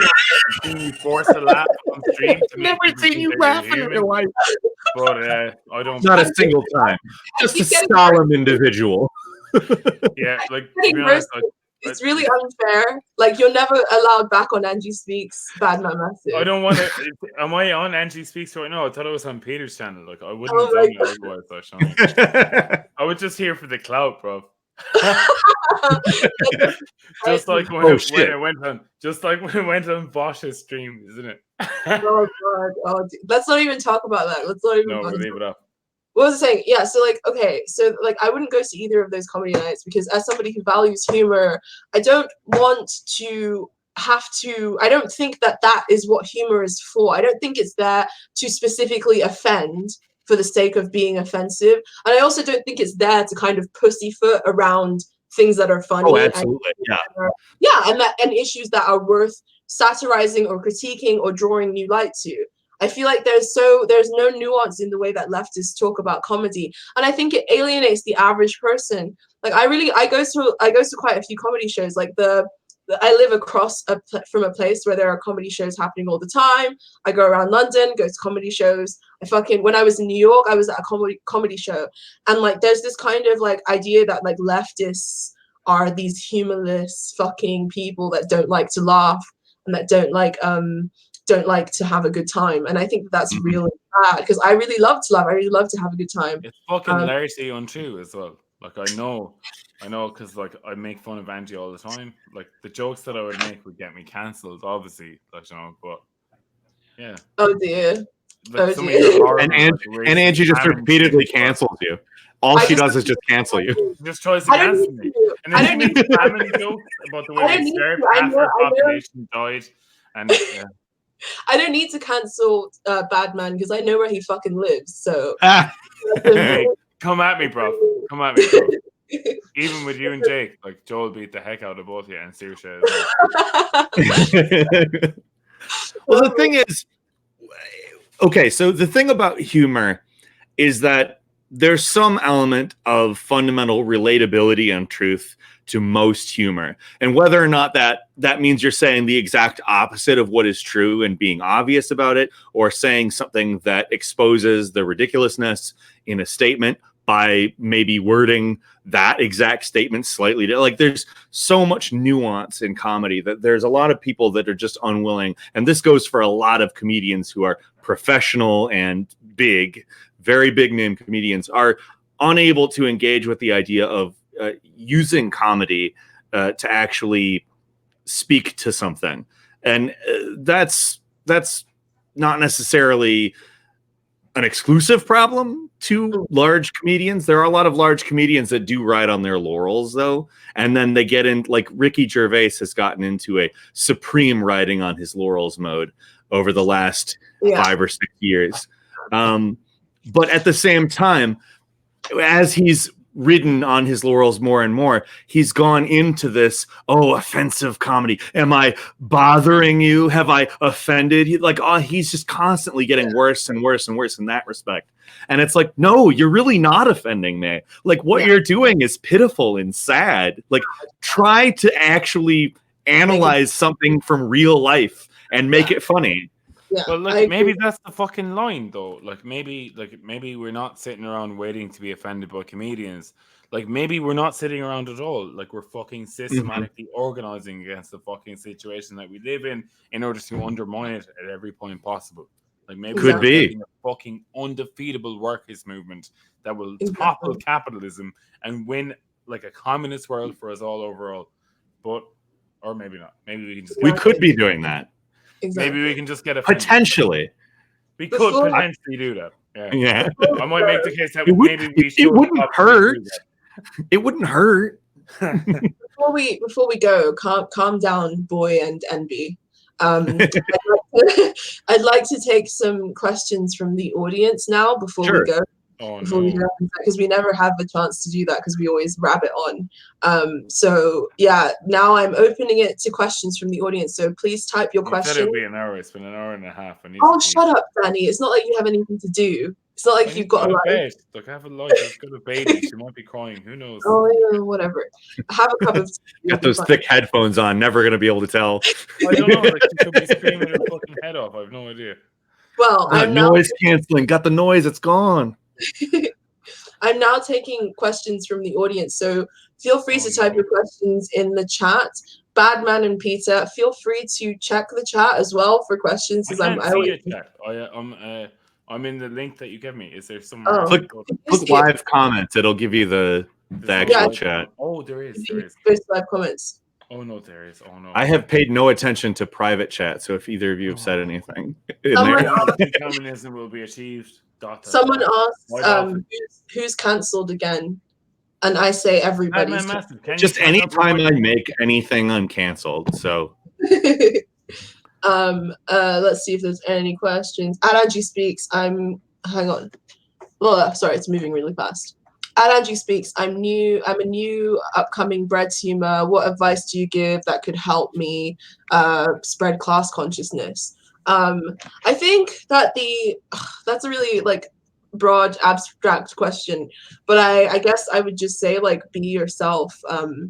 You know, especially if you're somebody who comes from a marginalized identity, there's like a lot of pressure to kind of capitulate to a certain optics. And I've always thought that the most like revolutionary thing you could ever do is just kind of be unapologetically yourself and draw from your own experiences and interests. You know, there's this idea of performative identity, performative like wokeness or whatever. And I don't think that you should feel pressure to capitulate to that. I feel like the environment is changing a lot. I mean, especially because like there's been quite a few people, Peter, you know, I would even say myself as well, who have kind of laid the ground for these kinds of dissonant ideas to be expressed without worrying about too much pushback. So, you know, just be yourself really, and you know, don't try to kowtow to anyone's expectations. I would actually have something to add to that. If you feel like you aren't relatable being yourself, you're wrong. The less you try to seem appealing, the more appealing you will be. That I like promise you. Like the more you are you, the more people will go, yeah, I feel that too. Because you'll be expressing genuine sentiment as opposed to attempting to like we all have similar politics, obviously, but that informs our own perspective. And we should express those politics through our own perspective. And just backing up what Angie says here, and also kind of just saying, like, if you think you're not relatable, just try being whatever it is you think isn't relatable about yourself that's real, and you'll find that it's relatable. I promise you. I agree. Somebody can I answer a question from the chat? I just seen one, and it's like an annoying one. It's from Lorcan Nagel. It's like, at Badman, have you been paying attention to politics in Ireland? If so, give us your thoughts on the Greens doing better, seemingly at the cost of PPP, Solidarity / Workers' Party. It's like, that's kind of a good question. Obviously, the Greens aren't really doing particularly well in Ireland. Like what we're looking at in Ireland is a situation of extremely low class consciousness without a Labour Party to intervene in, and like yeah, I hate to break it to you, your situation is largely fucked. Like, do you know what I mean? It's like that's why I moved away. But yeah, like the best you can hope for is the building of a left socialist party, which the PPB and perhaps the Socialist Party, like Solidarity as they call them, are doing. Like, you want to gravitate towards that particular movement and try and build that. That's what I would say. And I'm sorry to break the bad news, but that's the situation. You know, but somebody called Techno Squiddy or something. I can't see properly. They said Angie speaks. Sorry, no, that's not the question I wanted to answer. Sorry. Whipper something blah blah blah asks. Critique of call-out culture falls apart when I ask people, what happens when the bigot is you? How do I criticize you according to your worldview?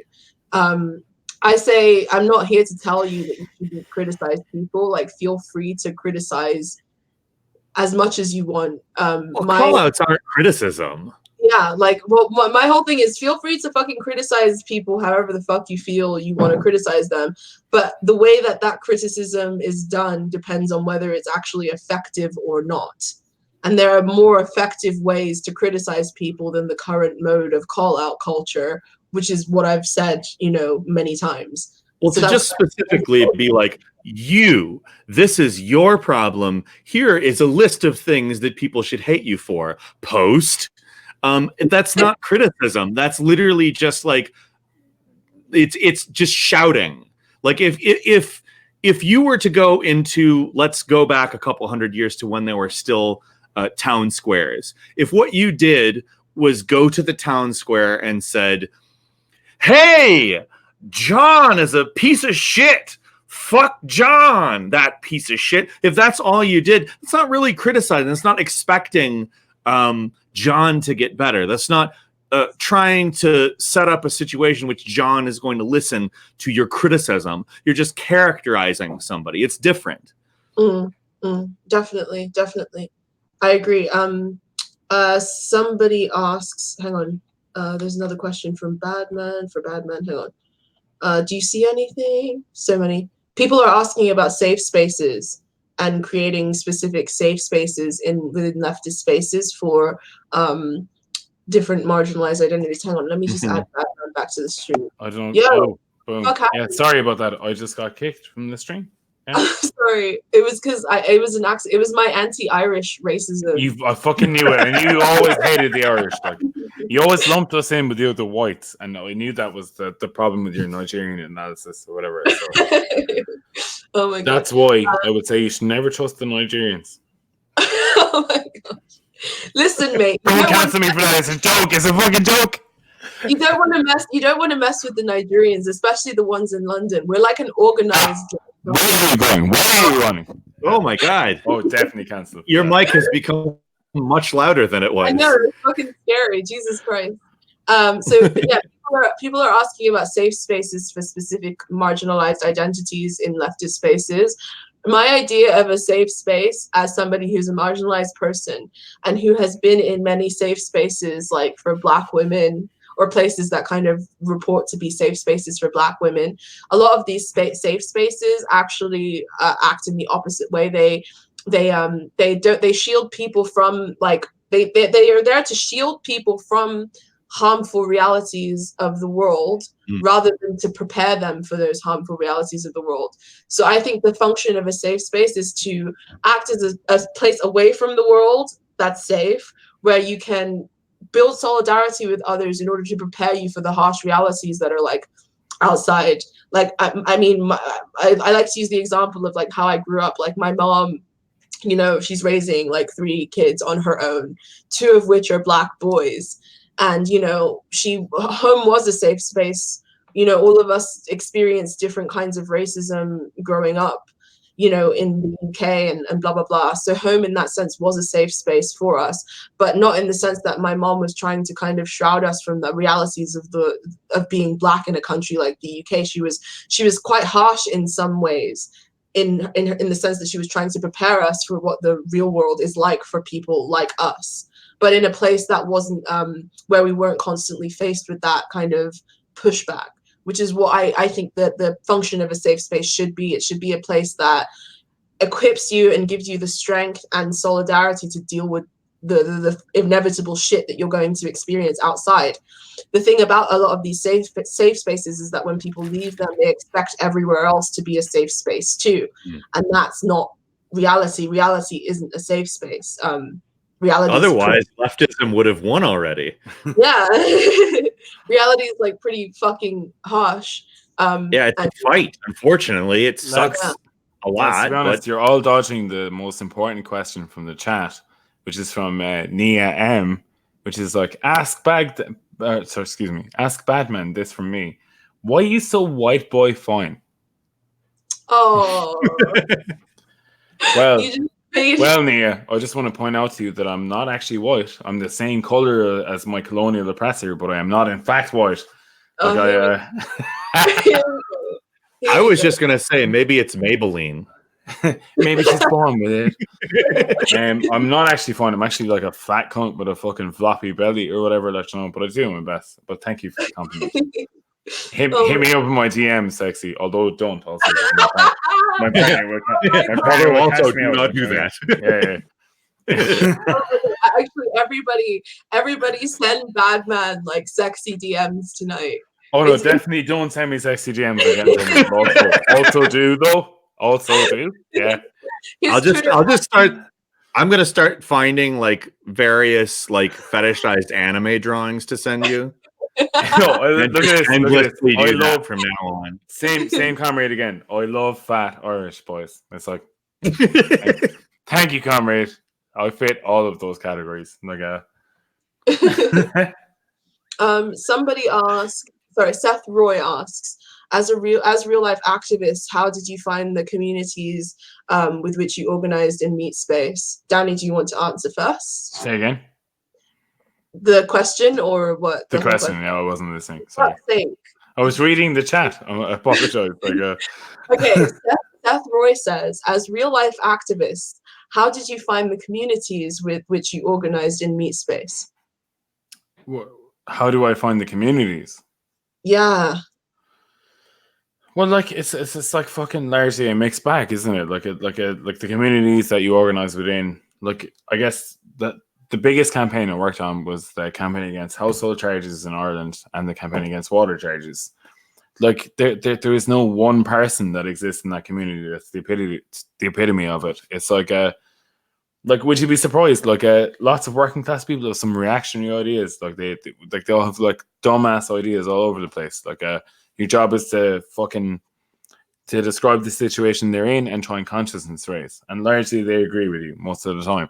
But is it a fucking picnic? Absolutely not. Like, I mean, I heard some fucking dank anti-Semitic shit in like working in Limerick trying to organize water charge campaigns about how the Jews were controlling everything or whatever. It's like you'll often have that like come up when you start talking about it. Like people who use that even to defend capitalism. Anti-capitalism is anti-Semitism. You know what the most fucked up thing is though, is that if you challenge it and you present a more realistic option, it's like people just drop that shit straight away. They've got no kind of fucking commitment to it in any way at all. Like it's like it's not Jews, it's just people with money.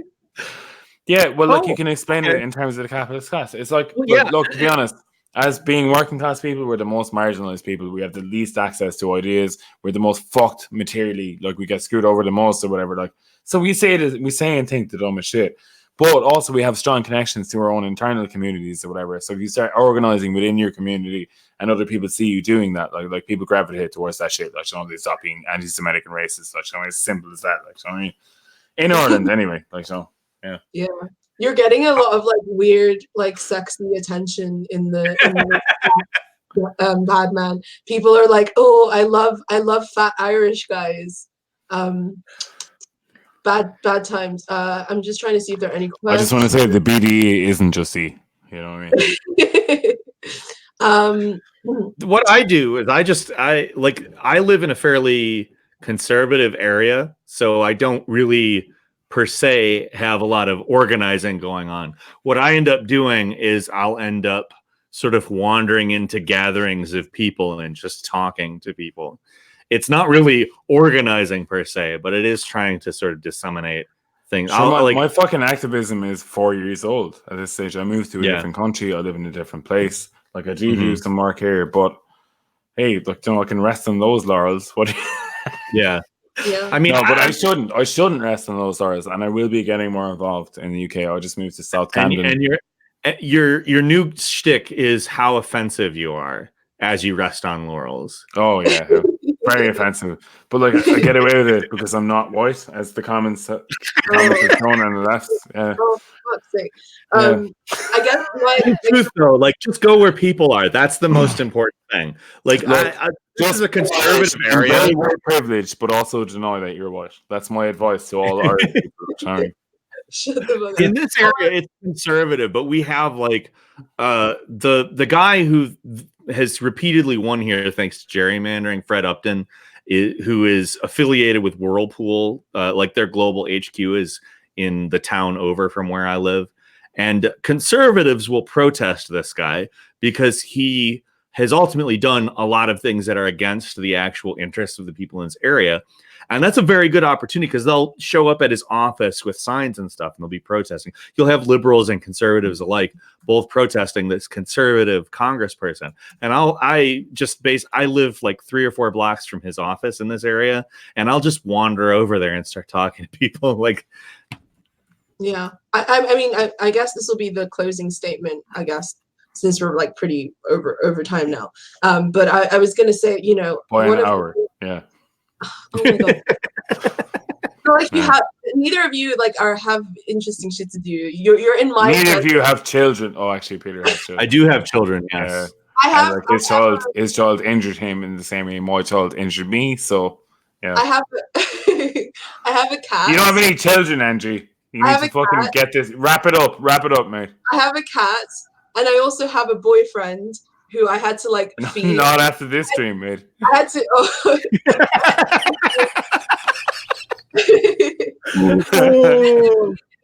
I had to feed him and put Red Dead Redemption. Wrap it up, Angie. Wrap it up. We're trying to get home here. You have to take Jake's food out of a can and put it in a bowl. Give it to Jake. Angie, Daddy, fucking stop. Okay. So what I was gonna say is I guess when it comes to like organizing like IRL and like getting into spaces, I feel like there are a lot of leftists that don't know how to like talk to normal people. And I feel like there are a lot of leftists that kind of treat leftism as if socialism, you know, as if it's kind of like this sort of indie kind of identity thing when it really isn't. Like being a socialist. A cultivated one. I know. It's not like this esoteric interest. It's not supposed to be like an esoteric interest in the same way being into like some 90s like indie band is. Like, you know, get over yourself. Like being a socialist isn't a shortcut to a personality. Being a socialist. Wait, I know that all too well. Angela Nagel's ass with that shit. I saw Angela Nagel's take. Thanks for calling me out, Daddy. Yeah. Like no, $0 represent. Buy your book as well while you're at it. That's what I mean. But fucking clout chasing motherfucker. Yeah, you know, being a socialist shouldn't be the most interesting thing about you. You should have hobbies.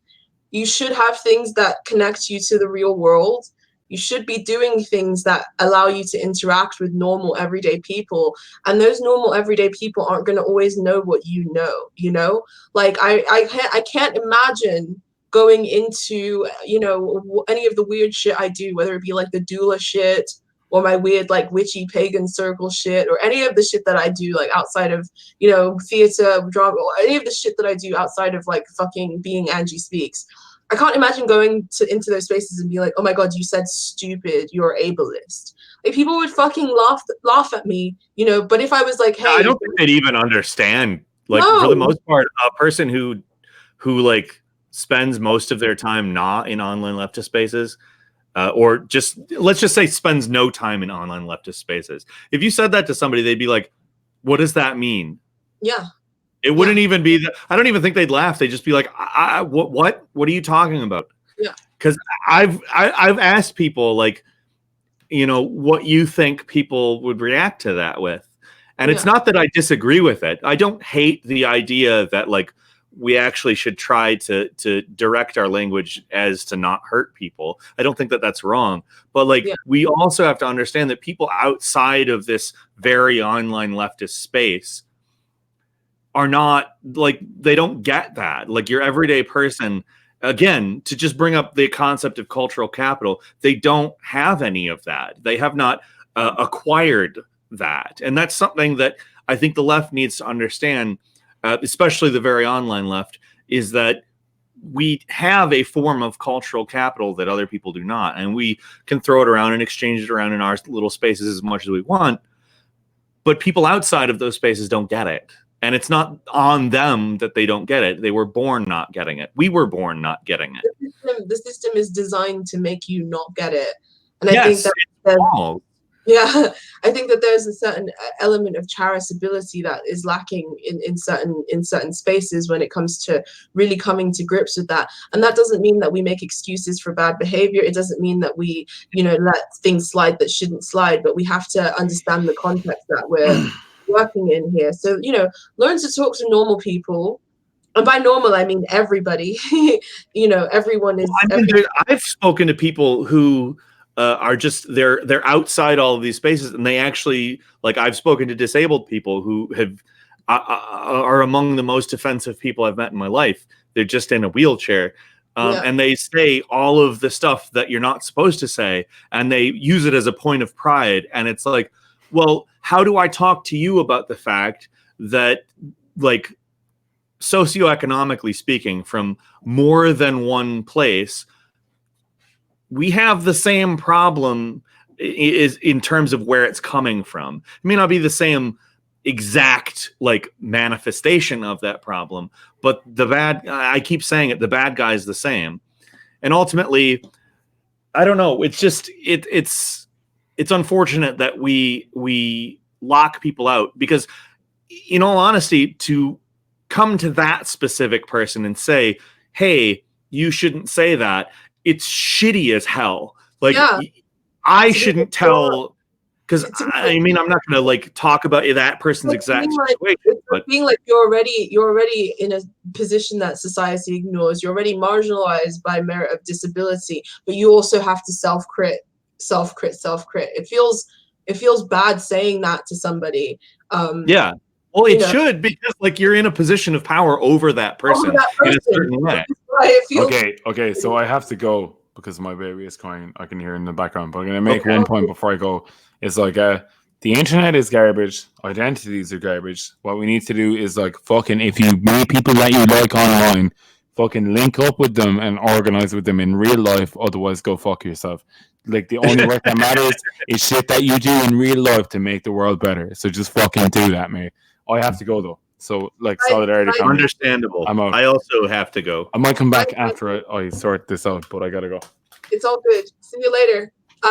We're gonna wrap it up anyway. But yeah, like basically when it comes to, certain language or certain things that are, everyday commonplace sort of language that could be seen as being harmful to certain people, there's a certain amount of brevity and charity that we have to have. There's a certain amount of understanding that we have to have.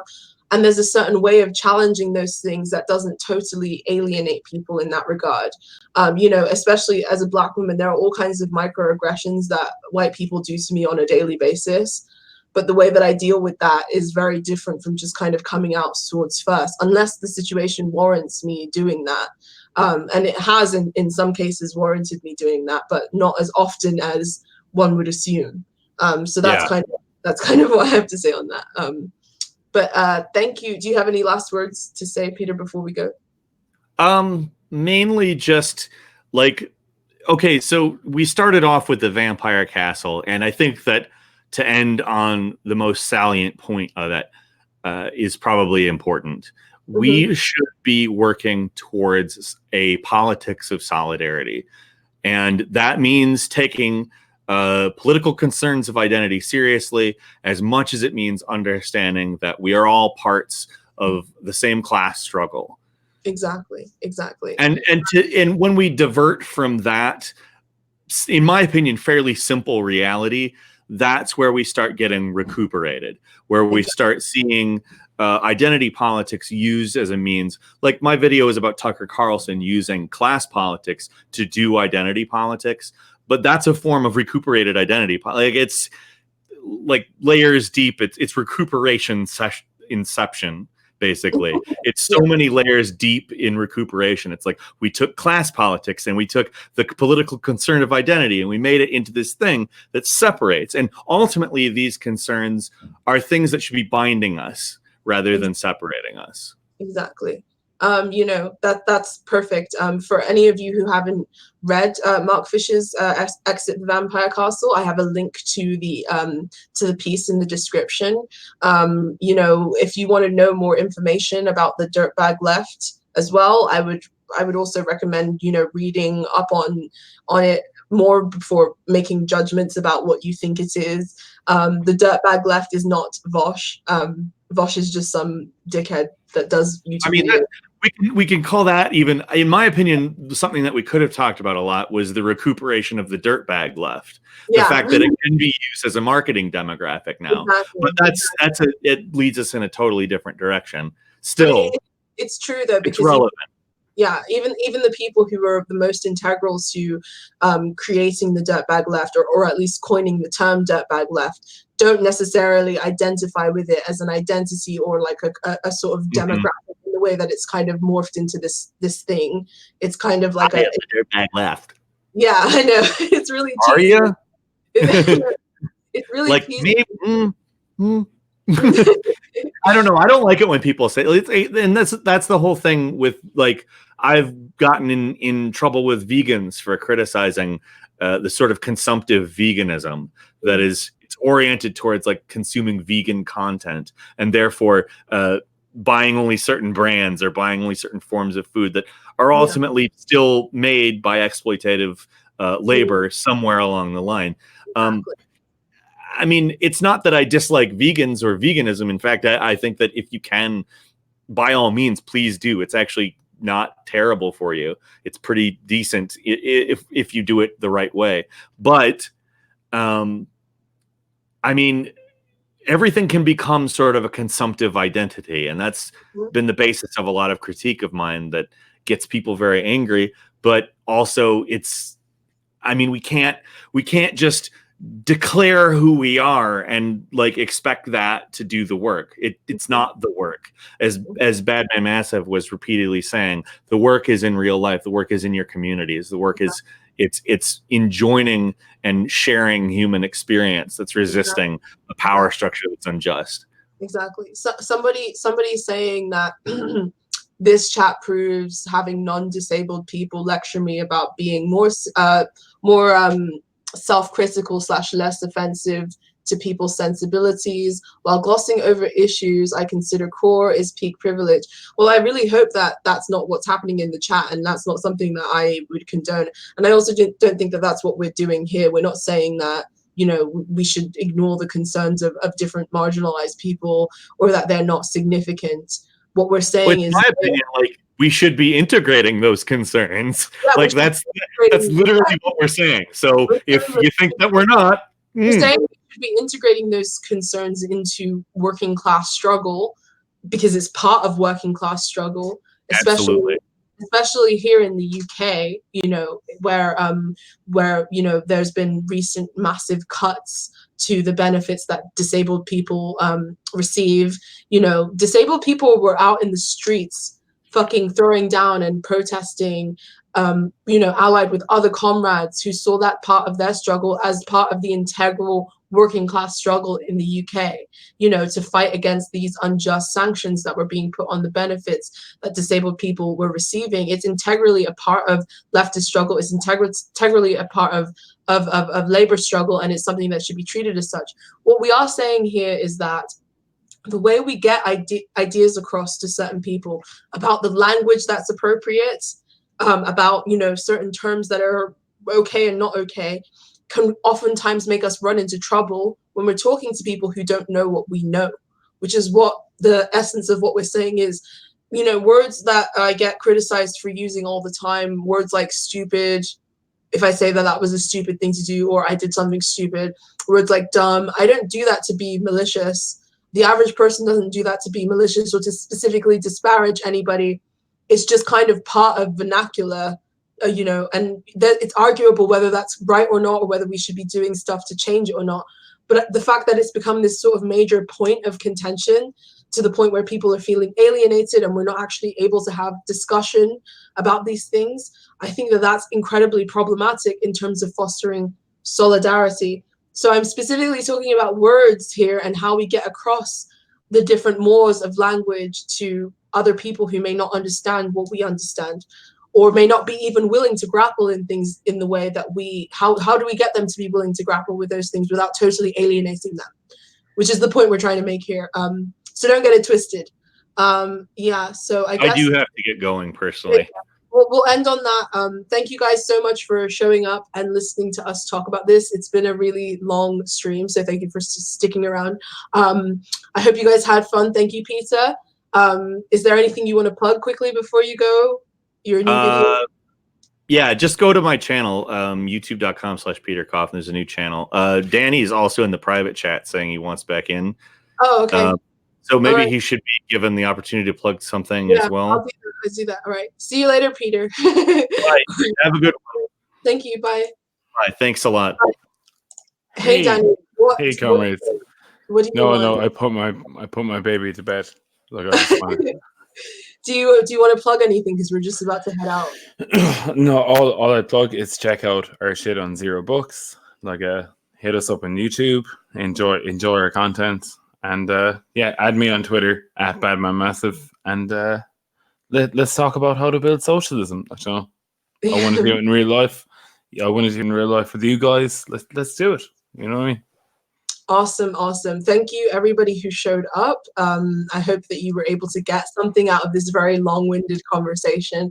But that's what happens when we have Danny, Peter, and me in like the same place. So thank you very much, and we shall see you later. Goodbye, everyone. Bye. Goodbye. Okay, end broadcast. Okay.